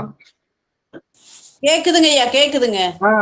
இன்னொரு 6 எழுத்து மந்திரம் இருக்கு. என்ன அப்படின்னா நமக்கு தெரிஞ்சதுதான், நமக்கு தெரிஞ்ச மந்திரம் தான், ரொம்ப பழக்கப்பட்ட மந்திரம் தான். நல்லா கவனிங்க. நமச்சிவாயன்னு சொன்னா அது 5 எழுத்து மந்திரம். ஓம் நமச்சிவாயன்னு சொன்னா 6 எழுத்து. புரியுதுங்களா? நமச்சிவாயன் தான் சொல்லணும். நீங்க ஓம் நமச்சிவாய சொன்னாலும் என்ன எழுத்து மந்திரம் சொல்லிட்டு இருக்கீங்க? 6 எழுத்து மந்திரங்க ஐயா. ஓம்ல இம்மு சொல்ல மாட்டாங்க. அந்த ஓ இம்மு இருக்குல்ல, இம்மு சொல்ல மாட்டாங்க. ஓல இம்மு சொல்ல மாட்டாங்க. ஓ நமச்சிவாய எப்படி சொன்னோம்? ஓ இம்மு சொல்ல மாட்டாங்க. இம்மு நமக்கு இதுதான். அது என்னது? அது சந்தி தான். அது இதுன்னு சொல்லுவாங்க. ஒட்டெழுத்து. ஆனாலும் ஓம்னு எப்ப சொல்லுவோம்னா முடிக்கிறப்ப சொல்லுவோம். ஓம். இப்ப போற்றி ஓ நமச்சிவாய தான். போற்றி ஓம் நமச்சிவாய இல்ல. நிறைய நீங்க பாத்தீங்கன்னா கோவை அடியார்கள் என்ன சொல்லுவாங்க? நிறைய பேர் பாத்தீங்கன்னா எல்லாரும் பார்த்தா இன்னைக்கு நம்ம திருச்சிற்றம்பலம் சொல்ற மாதிரி அவங்க என்ன சொல்லிடுவாங்க? கோவை அடியார்கள் நான் நிறைய பேரை பார்த்திருக்கேன். மீனாட்சி அம்மா எல்லாருமே சொல்லுவாங்க போற்றி ஓம் நமச்சிவாய. போற்றி ஓம் நமச்சிவாய. போற்றி ஓம் நமச்சிவாய அல்ல. ஓற்றி ஓ நமச்சிவாய. நீங்க பாத்தீங்கன்னா நம்ம திருவாசகத்துல பாத்தீங்கன்னா போற்றி ஓ நமச்சிவாய் இம்மு வராது. இந்த ஓதான் ஆக்சுவலி எழுத்து. ஓம்காரம் தான் எழுத்து. இம்மு எப்ப வரும்னா நீங்க ஓ சொல்லிட்டே இருக்கீங்க. ஓ எவ்வளவு நேரம் சொல்லுவீங்க? ஓ எவ்வளவு நேரம் சொல்லுவீங்க? மூச்சு காத்து இருக்கிற வரைக்கும். மூச்சு கொஞ்சம் முடிச்சுன்னா அது எங்க போய் முடியும்? ஓ என்ற மந்திரம் முடிஞ்சா இம்மு வரும். முடியலன்னா எப்படி போயிட்டு இருக்கோம்? முடியலன்னா எப்படி போயிட்டு இருக்கோம்? ஓடதான் போயிட்டு இருக்கோம். ஓதான் மந்திரம் எடுத்து. அப்போ ஓ நமச்சிவாய. நீங்க ஓம் நமச்சிவாய சொன்னாலும் தப்பு கிடையாது. ஓம் ஐயா திருவாசகத்துல அப்படிதாங்க. போற்றியோ நமச்சிவாய பயங்கனே மயங்குகின்றேன் அப்படின்னு வரும். போற்றியோ நமச்சிவாய. ஓ நமச்சிவாயமே தவிர போற்றி ஓம் நமச்சிவாய. அதாவது ஓக்கும் ஓமுக்கும் உள்ள வித்தியாசம் சொல்லிட்டேன். இப்ப இந்த ஓ தான் பிரணவம். அந்த இப்போ அருவி தண்ணி இருக்குல்ல, என்ன கவனிக்கல. அருவி தண்ணி ஓ. அருவி தண்ணியில இருந்து கொஞ்சம் போல ஒரு பாட்டில தண்ணி எடுத்து வந்தீங்கன்னா அதுக்கு பேர் என்னது? ஓம். அருவி தண்ணி ஓ போய்கிட்டே இருக்கு. அருவி தண்ணி போய்கிட்டே இருக்கு, நிக்காம இன்ஃபினிட்டா போயிட்டு இருக்கு. அதை ஃபைனைட் பண்ணி கொஞ்சம் போல தண்ணி பிடிச்சி வீட்டுல எடுத்து வந்தோம்னா அதுக்கு என்னது? ஓம். ரெண்டும் ஒண்ணுதான். ஆனா இது ஃபைனைட்டா இருக்கு, அது இன்ஃபினிட்டா போயிட்டு இருக்கு. முடிவில்லாம போனா அது பேர் ஓ, முடிஞ்சா அது பேரு ஓம். ஓம் என்பது முடிவிலி. முடிவெளிக்கு பேரு ஓன்னு சொல்லுவோம். அப்போ ஓம் நமச்சிவாய அப்படின்னு சொல்வதும் எதுதான்? ஓம் நமச்சிவாயன்னு சொல்றதும் எதுதான்? 6 எழுத்து. நவகுமாராய 6 எழுத்து மந்திரங்க. நமக்கு எதுக்கு குழப்பம்? நவகுமாராய சொல்லணுமா, சரணபவ சொல்லணுமா, இல்ல குமாராய நமக சொல்லணுமா? இது மந்திரமா? நமக்கு ஏற்கனவே 5 எழுத்துல பிராக்டிஸ் ஆயிட்டோம் இல்ல? ஏற்கனவே 5 எழுத்துல பிராக்டிஸ் ஆயிட்டோம். அதனால நம்ம என்ன சொல்லலாம்? 6 எழுத்து மந்திரமாக என்ன சொல்லலாம்? ஓம் நமச்சிவாய. யாரத்தான் குறிக்குது? முருகரை தான் குறிக்குங்க. முருகனை குறிக்குதுங்க ஐயா.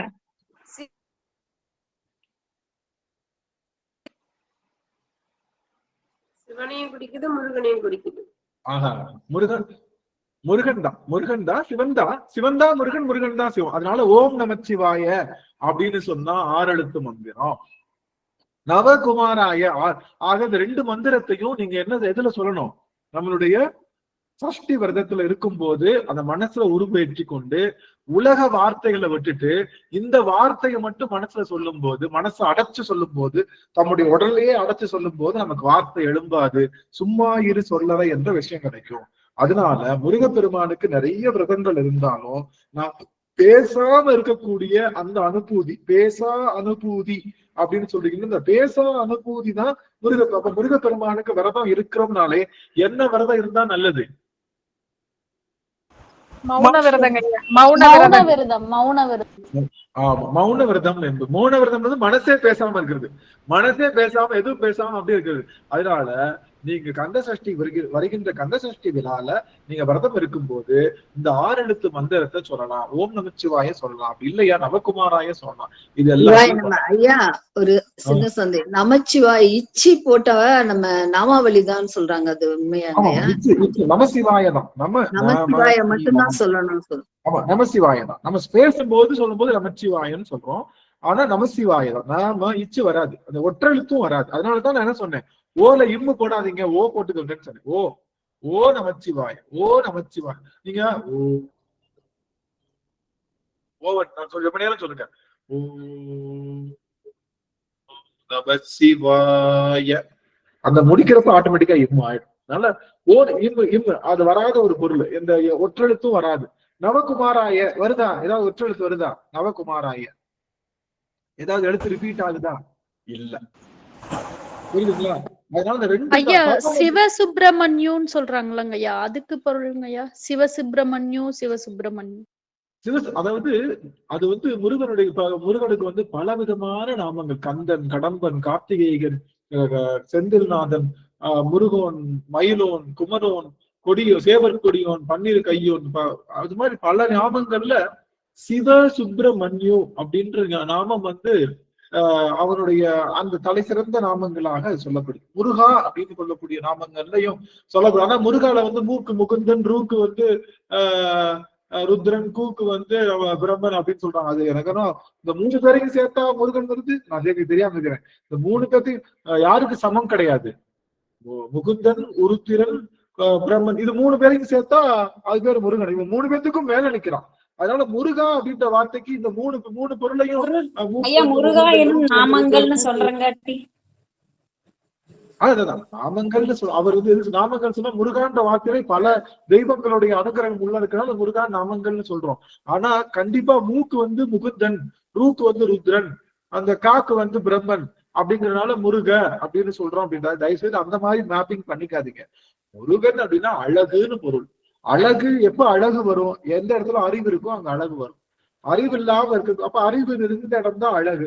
அப்ப அறிவு நிறைந்த இடம் எது?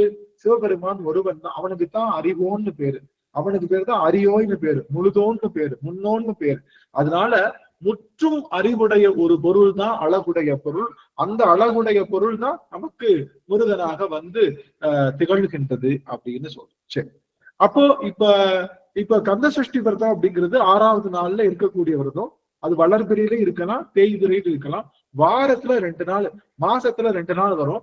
நாம என்ன பண்ணிக்கலாம், கந்த சஷ்டி விரதத்தப்போ ரொம்ப முடியலையா ஒரு 4 மணி நேரம் மௌன விரதம் இருக்கலாம். அது பூரா உபவாசம் இருக்கலாம். உபவாசம்னா நீங்க உண்ணா நோன்பு இருக்கலாம், இல்ல ஏதாவது பால் நோன்பு இருக்கலாம், இல்ல இளநீர் நோன்பு இருக்கலாம், இல்ல வந்து நீங்க வந்து ஒரு பலரச நோன்பு இருக்கலாம். அந்த நோன்பு ஏதாவது ஒரு நோன்பு இருந்தா கூட அட்லீஸ்ட் 1 மணி நேரம், ஒரு 3 மணி நேரம் 4 மணி நேரமாவது நான் வந்து எதுவுமே பேசாம உன்னுடைய திருவடியை மட்டும் நினைச்சிட்டு உன்னுடைய அந்த மூல மந்திரத்தை இருக்கக்கூடிய ஓம் நமச்சிவாய சொல்றேன், இல்ல நவகுமாராய சொல்றேன், இல்ல உங்களுக்கு முருகான்னு சொல்லனாலும் முருகான்னு சொல்லி உட்கார்ந்தாலும் உட்காந்துக்கலாம். ஆக எப்படியோ அவனுடைய நாமத்தை சொல்லி நான் உட்கார்ந்துக்கிறேன்னு சொன்னா இன்னும் கூடுதலான ஒரு ஞானத்தை நீங்கள் பெறுவீர்கள். முருகனுடைய பாதையே ஞான பாதை தான். அந்த ஞான பாதையை பெறுவதற்கு இந்த நமக்கு உதவுவதனால இந்த கந்த சஷ்டி நாள் என்று நாம் செய்கின்ற விரதத்துக்கு ரொம்ப, அதுவும் வருடம் முழுக்க 12 வருடமும் இல்ல முடியாத அந்த விஷயம் கூட இந்த 6 நாட்கள் வருகின்ற இந்த ஐப்பசியில வருகின்ற அந்த 6 நாட்களும் செய்கின்ற அந்த விரதம் வந்து மிகச்சிறந்த விரதமாக. ஏன்னா இந்த 6 நாள் விரதம் இருந்தா வருஷம் ஃபுல்லா கந்த சஷ்டி விரதம், வளர்பிறை சஷ்டி தேய்பிறை சஷ்டியிலையும் முழு விரதம் இருந்தா என்ன பலன் வருதோ அது வந்து இந்த 6 நாட்கள்ல இருந்தா கிடைக்கும். இந்த 6 நாட்கள்ல இருந்தா என்னெல்லாம் கிடைக்கும் அப்படின்னா, முதலாவதாக நோய் நீங்கும், 2வதாக தொழில் முனைவு கிடைக்கும், அஷ்ட லக்ஷ்மி ஐஸ்வர்யங்கள் வந்து சேரும், தமிழ் நன்றாக பேச கிடைக்கும், பதவி உயர்வு கிடைக்கும், மேலும் இறைவனுடைய ஞானம் கிடைக்கும், அசபை என்று சொல்லுகின்ற அந்த அசையாத அசபை என்ற மந்திரத்தினுடைய பொருள் விளங்கும், முருகப்பெருமானுடைய அருள் கிடைக்கும். இது எல்லாத்துக்கும் மேல முருகப்பெருமானுடைய அருள் கிடைக்கும். இதனால இந்த கந்த சஷ்டி விரதம் அப்படிங்கிறத இதை செய்யணும். இதை வந்து நீங்க கண்டிப்பா ஒரு வருடத்திற்கு ஒருவரையாவது கந்த சஷ்டி விரதம் இருக்க வச்சிருக்கீங்க, புதிதாக இருக்க வைக்கிறீங்கன்னா நீங்க உங்களை போல ஒரு முருகனுக்கு ஒரு கோவில் யாரும் எழுப்பல. தெரியாதவங்ககிட்ட போய் இந்த மாதிரி கந்த சஷ்டி விரதம் இருக்கு, நல்ல கந்த சஷ்டி கவசம் புக்கு வாங்கி, குட்டி புக்கு வாங்கி கொடுத்து இதை 6 நாளும் ஒரு நேரம் படிங்க, காலையிலயும் சாயங்காலமும் படிங்க அப்படின்னு சொல்லி அதெல்லாம் நீங்க செஞ்சீங்க அப்படின்னா அது உங்களுடைய பரம்பரைக்கு அது ஒரு பெரிய விஷயமா இருக்கு. தெரியாதவங்களுக்கு சொல்லி இந்த கந்த சஷ்டியினுடைய பெருமையை சொல்லி இது நம்ம இருக்க வைக்கலாம். அதனால கந்த சஷ்டி விரதத்தப்போ நாம எப்படி இருக்கலாம் அப்படின்னா, கந்த சஷ்டி விரதத்தப்போ காலையில எழுந்து நீராடி, அந்த எழுந்து நீராடும் போது நீர் திவலையில ஒரு 6 விதமான முக்கோணம் போட்டு, கீழே ஒரு முக்கோணம் மேல் முக்கோணம் போட்டு நீர்ல என்ன எழுதணும்? ச ர வ ந ப வ அது எழுதினாலும் சரி, ஓம் நம சிவாய, அப்புறம் அப்படி இல்லாட்டி ந வ குமாராய அப்படி அந்த நீர்லயே அதுல அந்த நட்சத்திரம் வரைஞ்சு நீரை முதல்ல சுத்தி பண்ணிக்கணும். நீர்ல யார முதல்ல ஆவாகனம் பண்றோம்? நட்சத்திர வடிவில் இருக்கக்கூடிய நம்முடைய அறுமுக கோணமாக விளங்கக்கூடிய முருகப்பெருமானை, அறுமுகத்தோடு இருக்கக்கூடிய முருகப்பெருமான நீர்ல முதல்ல அதை நம்ம குளிக்கிற நீர்ல முதல்ல அவரை உருவகம் பண்ணிட்டு முதல்ல அந்த நீர்ல நம்ம நீராடணும்.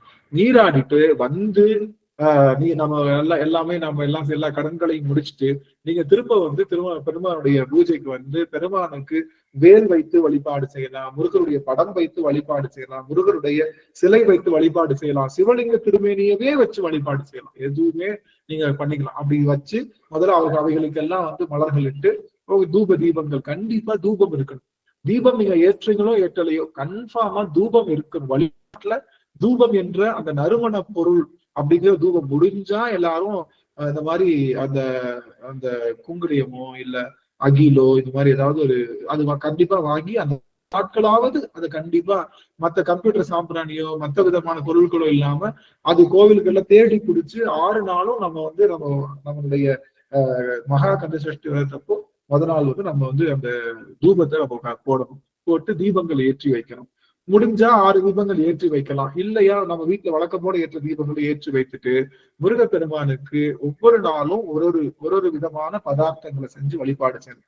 ஒவ்வொரு நாளும் ஒரு பதார்த்தங்கள்னா நீ ஒரு நாள் பால், ஒரு நாள் தயிர், ஒரு நாள் நமக்கு சக்கரை பொங்கல், ஏதோ ஒண்ணு நமக்கு என்ன முடியுமோ அதை செஞ்சு அவனுக்கு அப்படி வழிபாடு செய்யும் போது நாம செய்ய வேண்டிய விஷயம், பெருமானே எனக்கு 6 விதமான நோய் இருக்கு, 6 விதமான நோய்க்கு 6 விதமான மருந்து. என்ன 6 விதமான நோய்? காமம், குரோதம், லோபம், மோகம், மதம், மாச்சரியம் என்று சொல்லுகின்ற 6 விதமான நோய் தான் இருக்கு இந்த ஆன்மாவுக்கு. அதனால இந்த 6 விதமான நோயை ஒவ்வொரு நாளும் ஒரு நோயா நீக்கணும் சுவாமி அப்படின்னு சொல்லிட்டு பெருமானுக்காக நாம என்ன பண்ணோம், அந்த ஒவ்வொரு நாளும் நைவேத்தியம் வைக்கிறப்போ இந்த நோய் நீக்கணும்னு நம்ம நினைச்சிட்டு முருகப்பெருமானை அப்படியே அங்க அமர்ந்துடலாம். அமர்ந்து பெருமானுக்காக வழிபாடு செய்யலாம். கடுமையான விரதம் இருக்கணும் அப்படின்னா என்ன பண்ணிடுவாங்க, வெண் துணியோ அல்லது மஞ்சள் துணியோ எடுத்து அப்படியே கட்டிடுவாங்க. மௌன விரதத்தோடு, உபவாசத்தோடு உண்ணாவிரதம். ஆனா என்ன இருக்கணும், கண்டிப்பா நீர் அருந்தி ஆகணும். சில பேர் என்ன பண்ணுவாங்கன்னா, நீங்க இதுல நம்ம திருச்செந்தூர்ல பாத்தீங்கன்னா மிளகு விரதம்னு சொல்லுவாங்க. பாத்தீங்கன்னா ஒரு நாளைக்கு ஒரு மிளகுதான், மிளகும் தண்ணியும் தீர்த்த மாதிரி குடிச்சிட்டு ஓடி உட்காந்துருவாங்க. 2வது நாள் 2 மிளகு கொஞ்சம் தீர்த்த தண்ணி முடிஞ்சது. 3வது நாள் 3 மிளகு, அதுக்கு மேல நீரும் அருந்த மாட்டாங்க. 6வது நாள் பாத்தீங்கன்னா சீரியஸ் ஆயிடுவாங்க. அப்படி ஆல்மோஸ்ட் ஹாஸ்பிட்டல்ல சேர்க்கிற மாதிரி ஆயிடுவாங்க. அந்த மாதிரியான கடுமையான விரதம்லாம் இருப்பாங்க. அப்படியெல்லாம் அடியேன்னு ஒரு காலத்துல இருந்த நீரும் அருந்தாத நாட்கள்லாம் உண்டு. அதனால அதுக்கப்புறம் என்ன சொல்லிட்டாங்கன்னா, கண்டிப்பா விரதத்துல நீர் அருந்தாம விரதம் இருக்கக்கூடாது. நீர் ரொம்ப அதிகமா குடிச்சுக்கிட்டே இருக்கணும். நீர் அருந்தி செய்கின்ற விரதம் உடலையும் மனத்தையும் தூய்மை செய்கின்ற விரதம். அதனால காலையில எந்திரிச்ச உடனே நீர், அந்த நீர்ல வெறும் நீரா குடிக்காம கொஞ்சம் வில்வ தலையை முதல் நாளே வச்சு வில்வ தலையை போட்டு வில்வத்தினுடைய அந்த முழு சாரத்தும் இறங்குறப்போ முதல் நாள் வில்வ நீர் குடிக்கணும். வில்வத்தை போட்டே தண்ணி ஃபுல்லா குடிங்க. 2வது நாள் துளசி, 3வது நாள் கொஞ்சம் ஓமம் போட்டு ஏதோ ஒரு மூலிகை போட்டு நீங்க 6 நாட்களும் 6 மூலிகை வச்சுட்டு நீர் அருந்தி பண்ணலாம். சாப்பாடு ஒரு வேளை மட்டும் சாப்பிடலாம், மதியம் மட்டும் சாப்பிட்டு விரதம் இருக்கலாம். இல்ல காலையிலையும் மத்தியானம் சாயங்காலமும் பாலும் பழமும் சாப்பிட்டு மத்தியானம் ஒரு வேளை சாப்பிட்டு இருக்கலாம். இல்ல மொத்தமே காலையில ஒரு பாலும் பழமும் நைட் ஒரு பாலும் பழமும் சாப்பிட்டு விரதம் இருக்கலாம். அது நல்லா தெரிஞ்சுக்கோங்க. நம்மளால முடிஞ்சதைத்தான் செய்யணுமே தவிர முடியாததை செய்கின்ற கடுமையா பண்றோம் அப்படின்றதுலாம் இல்ல. அதனால இந்த விஷயங்களை செய்திருக்கலாம். அந்த கடைசி நாளாக இருக்கக்கூடிய இப்ப 6 நாட்கள் என்னால உண்ணா நோன்பு இருக்க முடியல, அப்படின்னா ஒண்ணு செய்யலாம். 6 நாட்களும் காலையில ஒரு தடவை கந்த சஷ்டி கவசம், இரவு தூங்கும் போது ஒரு தடவை கந்த சஷ்டி கவசம், இப்படி 5 நாட்களும் கந்த சஷ்டி கவசம் படிச்சுட்டு 6வது நாள் மட்டும் எதுவும் சாப்பிடாம விரதம் இருக்கலாம். ஆனா கண்டிப்பா இந்த 6 நாட்களும் விரத நினைவோடு இருக்கணும், முருகனுடைய சிந்தனையோடு இருக்கணும். அப்படி இருந்தா நமக்கு முருகப்பெருமானுடைய பேராற்றல் கிடைக்கும் அப்படிங்கிறதுக்கு அடியன் தான் சான்று. அடியன் கிட்டத்தட்ட 1998 தான் முதலாக இந்த கந்தசஷ்டி விரதம் செய்ய ஆரம்பிச்சேன். அப்போ எங்க வீட்டுல எல்லாம் விரதம் எல்லாம் வந்து எங்க வீட்டுல அலோவ் பண்ண மாட்டாங்க. விரதம் இருக்கிறதா இருந்தா அவங்களுக்கு அதெல்லாம் அப்படிலாம் செய்யக்கூடாது, அதெல்லாம் பண்ணக்கூடாது அப்படின்னு சொல்லிட்டு இருப்பாங்க. இப்பவே எப்படி இருக்கிறேன், அப்ப இன்னும் ஒல்லியா இருப்பேன். அதனால விரதம் எல்லாம் வீட்டுல இருக்க மாட்டாங்க. ஆனா என்ன பண்ணுவாங்கன்னா, நான் ஏற்கனவே சொல்லியிருக்கேன், டிஃபன் பாக்ஸ் கொடுத்தாங்கன்னா எங்கிட்டாவது ஃப்ரெண்ட்ஸ் கிட்டயாவது கொட்டிட்டு கூட டிஃபனை கழுவி வச்சுட்டு சாப்பிடாம வந்து வீட்டுல உட்காந்துட்டு சாப்பிட்டே மாட்டேன். அப்படி வீட்டுல சாப்பாடு கொடுத்தாங்கன்னா என்னமோ பண்ணி அதை எங்கிட்டாவது தூக்கி போட்டு ஏதோ ஒண்ணு செஞ்சு இல்லாட்டி சாப்பிட்டேன்னு சொல்லி டஸ்ட்பின்ல போட்டுட்டு கழுவி வச்சுட்டு ஒன்றும் தெரியாத மாதிரி சாப்பிடாமல இருப்பேன். நான் வழிபாடு செய்யறது யாருக்குமே தெரியாது. கொஞ்சம் சின்னதா ஒரு முருகன் சிலை இருக்கும். அந்த முருகனுக்கு வந்து நீங்க இன்னும் ஞாபகம் இருக்கு, இவ்வளவுதான் இருக்கும். நீங்க பாக்குறீங்களா இந்த இதுல நம்ம டேஷ்போர்ட்ல நம்மளுடைய கார்ல வந்து டேஷ்போர்ட்ல குட்டியா ஒரு முருகர் சிலை இருக்கும். பாக்குறீங்களா மேடம்? குட்டி அவ்வளவு ஒரு விரல் கடையில ஒரு முருகர் சிலை பாத்துறீங்களா? இப்ப எல்லாரும் அனைத்து கார்லயும் வைக்கிறாங்க ஐயா முருகருடைய இது வேல் இல்ல நீங்க பாத்தீங்கன்னா குட்டி அது விரல்.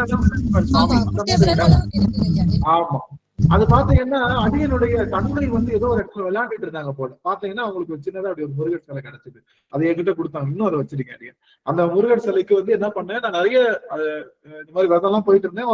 ஒரு ஸ்டேஜுக்கு மேல வீட்லயும் சொல்லிட்டேன், அக்செப்ட் பண்ணிட்டாங்க. அதுக்கப்புறம் இது பண்ணா ஒரு தடவை நீங்க நம்புங்க, இது உலக அதிசயம். எனக்கு மட்டும் அதிசயமா இல்ல உலகத்துக்கு அதிசயமான்னு எனக்கு தெரியல. நான் என்ன பண்ணேன், அந்த முருகருக்கு குட்டியா ஒரு மாலை போடணும்னு சொல்லிட்டு முல்லை மலர் இருக்குல்ல, முல்லை மலர், முல்லை இல்ல பிச்சின்னு சொல்லுவாங்க இல்லையா, அந்த ரெட்டிஷா இருக்கும்ல, ரெட்டிஷா முல்லைப்பூ மாதிரி இருக்கும் இல்லையா, அந்த மலரை வந்து அப்படியே ஒன்னொன்னா கோர்த்து ஜாதி மல்லின்னு சொல்லுவாங்க இல்லையா. சென்னையில இல்ல பவளமல்லி இல்ல, சென்னையில ஜாதி மல்லின்னு சொல்லுவோம். நாம வந்து இங்க பிச்சி பூன்னு சொல்லுவோம்.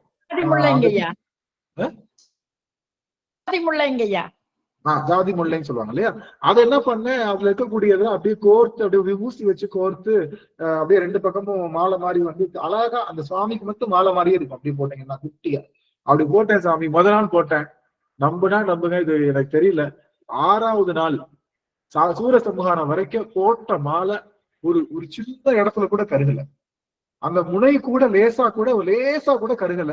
அந்த 6 நாளும் பிளாஸ்டிக் பூ எப்படி போட்டோமோ அப்படியே இருந்துச்சு.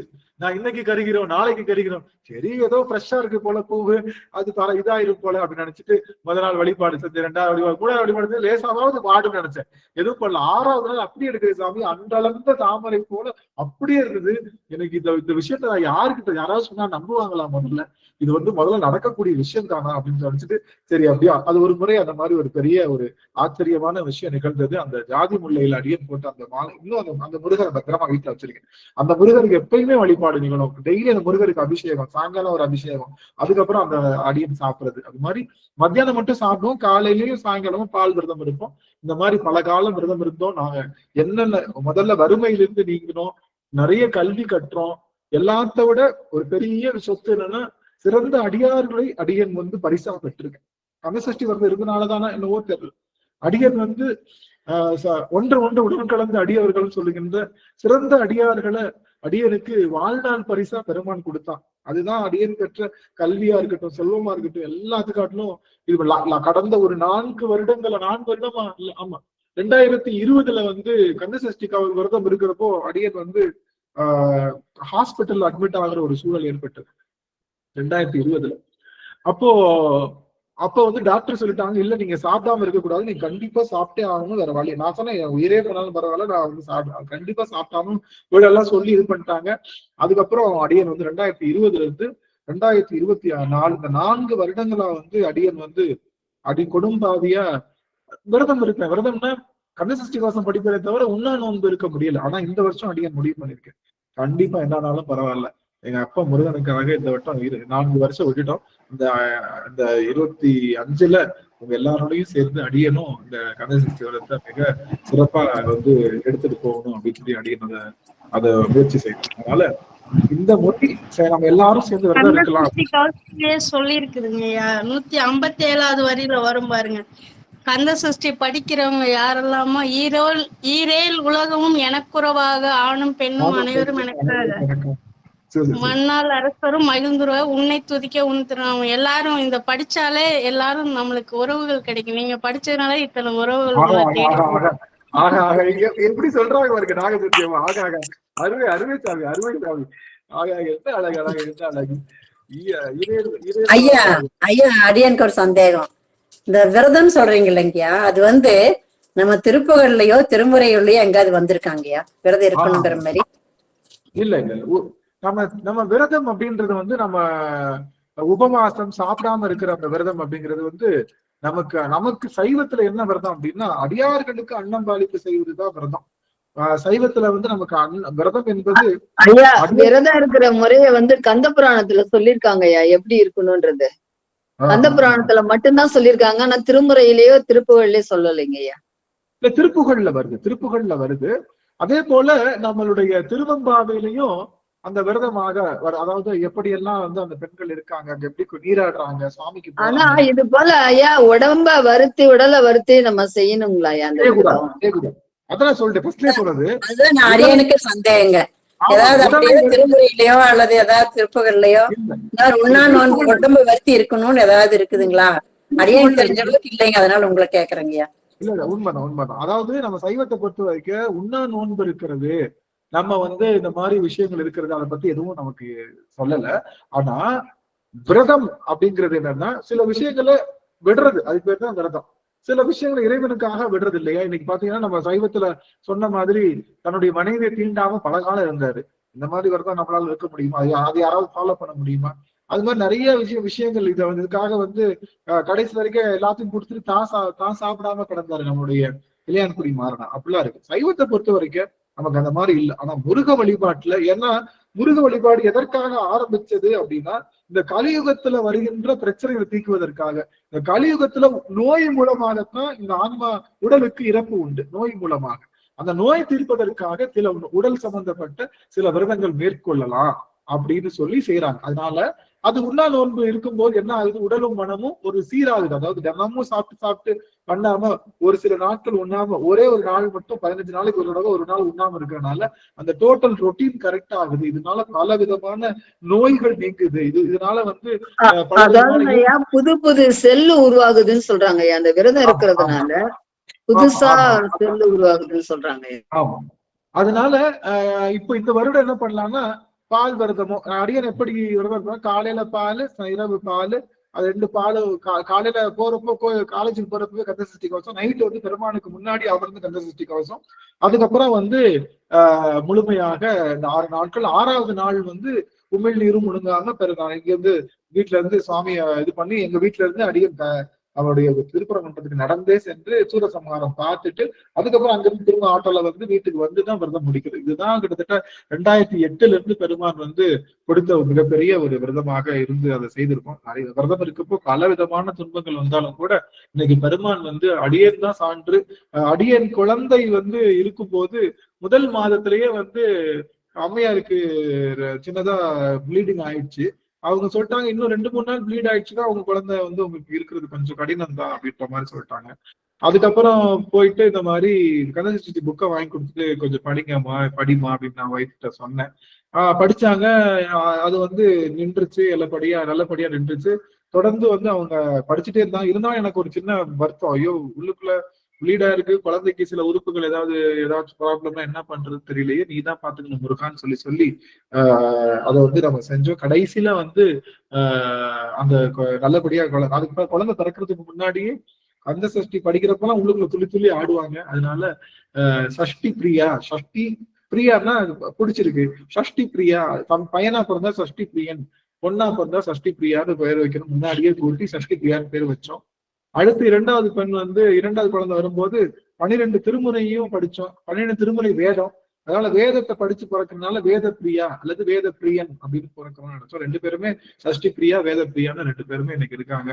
அதனால சஷ்டி விரதத்துல இருந்தா குழந்தை பேரு, நமக்கு செல்வம், கல்வி, நமக்கு பல உயர் பதவிகள், பல வெளிநாடு போறதுக்கான விஷயங்கள் எல்லாத்துக்கும் மேல ஒன்று அறிவான குழந்தை கிடைக்குங்க. அறிவான குழந்தை, ரொம்ப கூர்மையான அறிவான குழந்தை. குழந்தைகள் எல்லாமே கிடைக்கக்கூடிய ஆற்றலுடையது, பதவி, புகழ். நான் சில சமயம் உனக்கு தெரியுமா, நிறைய சஷ்டி கவசம் விரதம் இருப்பேன். விரதம் இருந்து கோவிலுக்கு போயிட்டு ஒரு மயில் வாங்கிட்டு வருவேன். இதோட நிறைவு செய்யறேன். கோவிலுக்கு போயிட்டு ஒரு மயில் வாங்கி வச்சிருப்பேன். ஒரு சாமி நம்மளுடைய திருப்பரங்குன்றம் போயிட்டு ஒரு மயில் வாங்கி வச்சுக்குவேன்.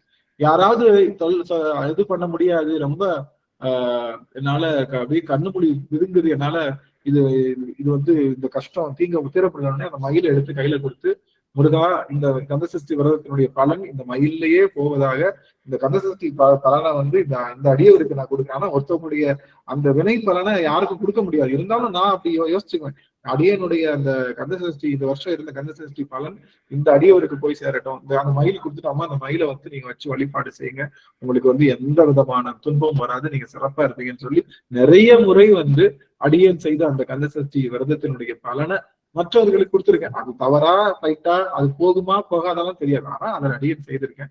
அது நம்ம சைவத்துக்கு வர்றதுக்கு முன்னாடி இந்த விஷயங்கள். அதனால அந்த கந்தசஷ்டி அதே மாதிரி திருவாசக முற்றோதல் நாங்க பண்ணும்போது ஒரு நாணயம் வச்சுக்குவோம். இங்க எத்தியோப்பியால, நான் சொல்றது 2014.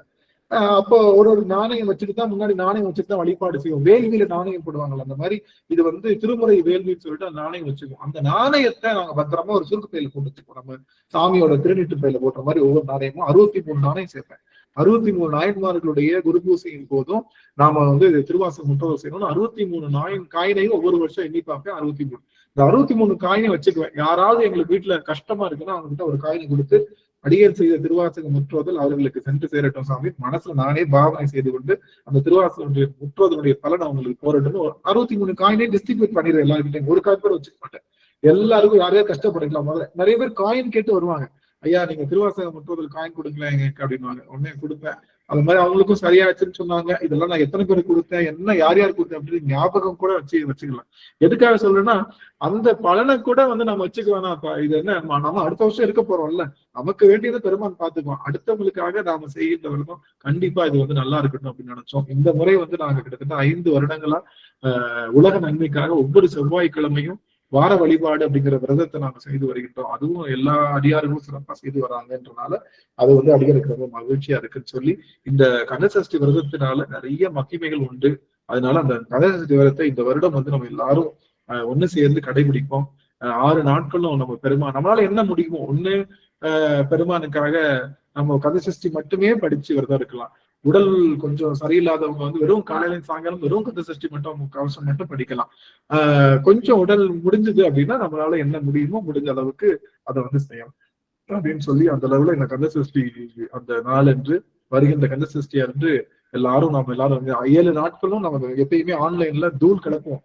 அதனால இந்த வருடம் வந்து 7 நாட்களும் 7 விதமான சொற்பொழிவாளர்களை வர வச்சு சாயங்காலம் பேச வைக்கிறோம். எப்பயுமே 6 நாள் தான் நிகழும். நம்ம 7வது நாளா நமக்கு திருமணம், தெய்வயான திருமணத்தோடு நாம நிறைவு செய்வோம். அதனால ஆனா இந்த விரதம் வந்து 6 நாள் தான் முடிச்சு. இன்னைக்கு நிறைய பேர் 7வது நாள் தான் முடிக்கணும் அப்படி இப்படி புது கதையெல்லாம் விடுறாங்க. கந்தசஷ்டி கவசம் முதல் நாள் தொடங்கி சூரசம்ஹாரத்தோடு நிறைவு செய்யும். ஆனா 7வது நாள் நம்ம போய் சாமி பார்க்கணும். 7வது நாள் போய் சாமி பார்க்கணும்.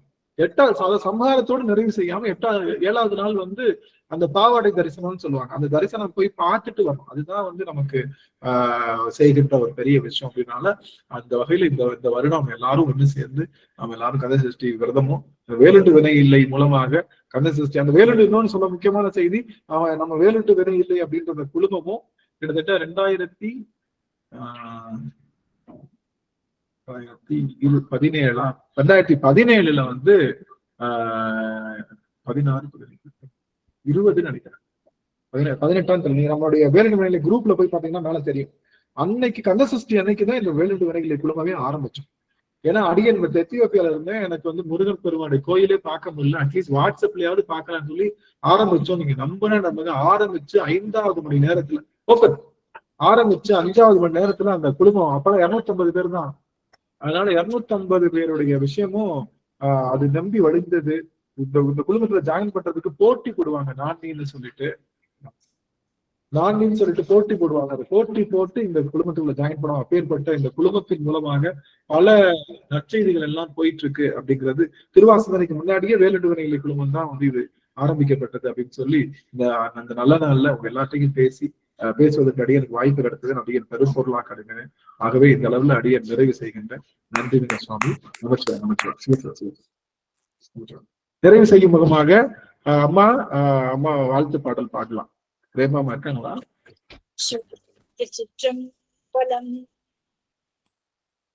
வான்மையில் படாது பெய்க மழை வளம் சுரக்க மன்னன் கோன்முறை அரசு செய்க குறைவிலாது உயிர்கள் வாழ்க நான்மறை அறங்கள் ஓங்க நல்தவம் வேள்வி மல்க மேன்மைக்குள் சைவ நீதி விளங்குக உலகெல்லாம் மேன்மைக்குள் சைவ நீதி விளங்குக உலகமெல்லாம். திருச்சிற்றம்பலம். அனைத்து அடியார் திருவடி தாமரை சென்னிமேல் சுற்றி வணங்குகிறேன் ஐயா. சிவாயன். நன்றிங்க சுவாமி. அடியார்கள் யாரேனும் ஏதாவது கேள்வி இருந்தா கேட்கலாம். உங்களுக்கான களம் இது.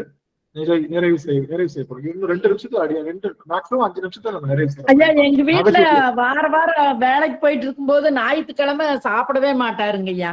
ஒரு நாள் வாரத்துல ஒரு நாள் சாப்பிடாமயே இருப்பாருங்க ஐயா. இப்ப ரிட்டையர்ட் ஆன பிறகு சாப்பிட்டுக்கிறாருங்க ஐயா. முதல்ல ஒரு நாள் சாப்பிடவே மாட்டாருங்க ஐயா. நல்லது. நாகஜோதி அம்மா நல்லது. நாகஜோதி அம்மா பேசுங்க. அம்மா நாகஜோதி ஐயா வணக்கங்க ஐயா. நான் ஒரு சின்ன ஒரு நிமிஷம் சொல்லிடுறேங்க ஐயா, தப்பா நினைச்சுக்காதீங்க. அது எனக்கு தெரிஞ்சது. அதாவது 6 நாள் நம்ம விரதம் இருக்கிறது நம்ம கந்த சஷ்டி படிக்கிறதுலே சொல்லுவாங்க. ஒரு நாள் 36 கொண்டு ஓதிய ஜெபித்து உகந்த நீர் அணிய உள் அப்படின்னு சொல்லி வருது, பார்த்திருப்பீங்க. அதே போல 6 நாள் விரதம் இருக்கிறவங்க நம்ம உடலை வருத்தி இருக்க வேண்டியது இல்லை. ஆனா விரதங்கன்னா எப்படின்னு கேட்டீங்கன்னா, அடுப்புல வச்சு சூடு பண்ணின பொருளை மட்டும்தான் சாப்பிடக்கூடாது. இயற்கையா பழங்கள், இந்த கடலை நெடக்கடலை எல்லாம் இருக்கு பாருங்க, அந்த மாதிரி பச்சை இது அடுப்புல வைக்காத பொருளை சாப்பிடலாம். பால் கூட சூடு பண்ணி காப்பி குடிக்க கூடாது. நிறைய பேர் நான் விரதம் இருக்கிறேன்னு காப்பி குடிப்பாங்க. காப்பி கூட குடிக்கக்கூடாது. இந்த மாதிரி இருக்கலாம். முடியாதவங்க, முடிஞ்சவங்க நீங்க சொல்ற மாதிரி மிளகு விரதம் இருப்பாங்க, இல்லாட்டி இளநீ இந்த மாதிரி எடுப்பாங்க. 6வது நாள் சூரசம்ஹாரத்தப்ப என்ன பண்ணுவாங்கன்னா, அந்த தூரபால இருவருக்குமே படைப்பாங்க. என்னன்னா தண்டு பண்ணுவாங்க. தண்டை வெட்டி தயிர்ல போட்டு இஞ்சி கருவேப்பிலை. இந்த தண்டு எதுக்கு அப்படின்னா, இந்த 6 நாள் உபவாசம் இருந்தோம்ல, பட்னியா இருந்தோம்ல, அப்ப நம்ம உடம்பு எலும்பும் சதையும் விலகி பல இதுகள் இருக்கும். இத ஒன்று சேர்றதுக்கு குளிர்ச்சி கொடுக்கறதுக்காகத்தான் இந்த தண்டு விரதம். 6வது நாள் சூரசம்ஹாரத்தப்ப கோயில்ல பாத்தீங்கன்னா தண்டு, இப்ப நாமெல்லாம் செய்ய முடியல அப்படின்னா கோயிலுக்கு போனோம்னால அவங்களே எலுமிச்சம்பழம் கருவேப்பிலை இஞ்சி போட்டு தண்டு வெட்டி தயிர் கலக்கி எல்லாருக்கும் கொடுப்பாங்க. இப்போ வசதி வாய்ப்பு வந்ததுனால எல்லாரும் பழங்களும் அதுல சேர்த்துக்கிறாங்க. ஆனா மெயினா தண்டு முடிச்சா விரதம் முடிஞ்சது 6வது நாள். 7வது நாள் திருக்கல்யாணம் முடிச்சு திருக்கல்யாணம் பார்த்துட்டு தான் இங்க பழனி மக்கள், நிறைய மக்கள் இங்க விரதம் விடுவாங்க. அந்த திருக்கல்யாண சாப்பாடு சாப்பிடணும். நன்றிங்க ஐயா, வாய்ப்பு அளித்தமைக்கு. குறையது மன்னிக்கவும். நன்றி. சிறப்பு. நம்ம பழனியில இருந்து அம்மா பேசுறாங்க, ரொம்ப மகிழ்ச்சி. அம்மா சுதாமா ஏதோ பேசுவாங்க. அம்மா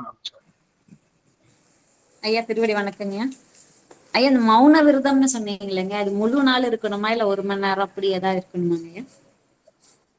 இல்ல அதுதான் சொல்லுவாங்க. அதாவது நமக்கு அந்த வளர்பிறை கந்த சஷ்டியில நாம இருக்கணும், இல்ல 6 நாட்களும் இருக்கலாம், அல்லது முழு நாட்கள் இருக்கிறது நல்லது. அட்லீஸ்ட் ஒரு 1 மணி நேரமாவது 2 மணி நேரமாவது நம்ம அதுல இருந்துக்கிற வாய்ப்பு கிடைச்சதுன்னா அதை அப்படியே கொஞ்சமா எக்ஸ்டெண்ட் பண்ணி முழு நாட்கள் வர மாதிரி பண்ணிக்கலாம். மௌன விரதம் முருகப்பெருமானுக்கு உகந்த விரதம். விரதத்திலேயே மிகச்சிறந்த விரதம் மௌன விரதம் தான். நல்லது. அம்மா ஜோதி அம்மா பேசுங்க. அப்புறங்கய்யா, நான் ஐயா மௌன விரதத்தை பத்தி சொன்னீங்க. எனக்கு எங்க அம்மாவை பின்பற்றி வரேன். காலையில நான் 6 to 8 வரைக்கும் பேச மாட்டேன் மேக்சிமம். முக்கியமான விஐபிக தவிர்க்க முடியாத அடியார்கள் வந்தாதான் பேசுவேன், இல்லைன்னா போனை கூட அட்டன் பண்ண மாட்டேன். காலையில 6 to 8. அதே போல மாலை 6 to 7 கண்டிப்பா முருகன் நாமம் சொல்லிட்டு இருப்பேன், போன் அட்டன் பண்ண மாட்டேன். இது நான் வாழ்க்கையில அனுபவிச்சுட்டு வர்றது. இதோட பலன் என்னன்னு கேட்கலாம். கண் கூட பார்த்தது அம்மா, அவங்க பிரேமா அம்மா நம்ம ஊருக்கு பழனிக்கு வந்திருந்தப்ப அவர் பையன் சொன்னாராம், எல்லாரும் சொன்னாங்களா பழனியில ரொம்ப இதா இருக்கும், பாக்குறது கஷ்டம் அப்படின்னு. அவர் வேண்டிக்கிட்டாராம், என்கிட்ட சொன்னாரு, அம்மா கிட்ட சொன்னாரா என்னன்னு தெரியல. முருகா, நான் உன்னை நல்ல தரிசனம் பண்ணலைன்னா நான் அழுதுருவேன், எனக்கு நீ தரிசனம் கொடுக்கணும் அப்படின்னு சொன்னாராம். சொல்லவும் அம்மா அவங்க எப்போ வரீங்கன்னு கேட்டுங்க. அம்மா அவங்க சாதாரணமா சொன்னாங்க, நாங்க எல்லாம் ஏற்பாடெல்லாம் பண்ணிட்டோம்னு. சரிம்மா, இருந்தாலும் பரவாயில்ல, நான் உங்களை சந்திக்கிறேன் அப்படின்ட்டு சந்திச்சுட்டு அப்புறம் கூட்டிட்டு போனதுக்கு அப்புறம் எல்லாம் முடிச்சுட்டு எல்லாம், ஐயா இந்த மாதிரி பூஜையை பார்க்கலாங்க ஏன்னு போய் டிக்கெட் எடுக்க போயில ஐயா சொன்னாரு, அம்மா நான் இப்படி எல்லாம் பாப்பேன்னு நினைக்கலைங்கம்மா, ஆனா நான் முருகன்கிட்ட வரையில சொல்லிட்டு தான் வந்தேன், முருகா நீ எனக்கு நல்ல தரிசனம் கொடுக்கணும், இல்லைன்னா நான் அழுதுருவேன்னு சொன்னேன்னு. ஆனா அதோட பலன் அவங்க நல்லாவே அனுபவிச்சாங்க.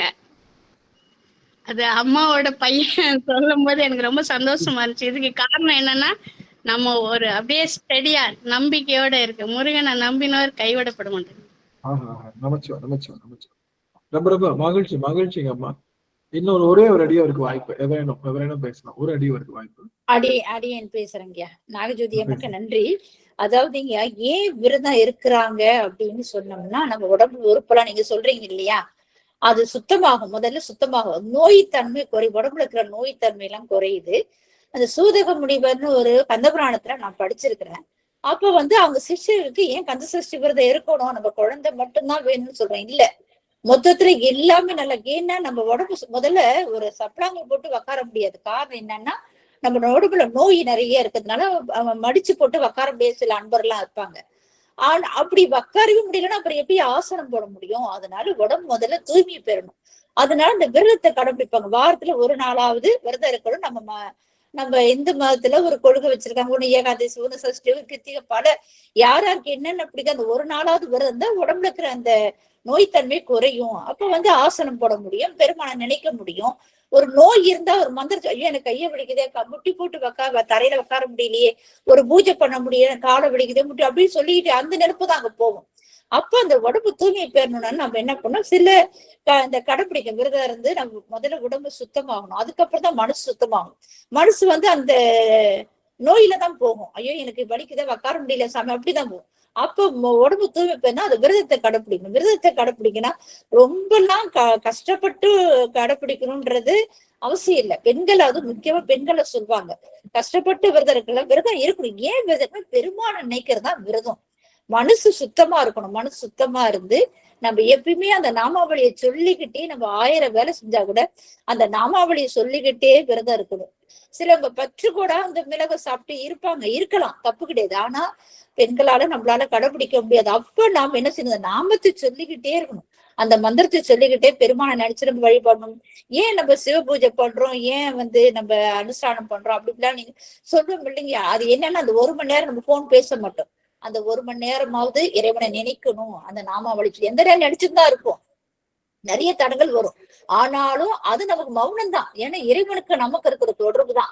அப்ப நம்ம அமைதியாதான் இருக்கணும். நாமத்தை மட்டும் மனசார சொல்லிக்கிட்டே அப்படியே தேவாரம், திருப்புகழ் என்னென்ன தெரியுதோ பாடிக்கிட்டு அவனோட ரொம்ப ஐக்கியமா வரும்.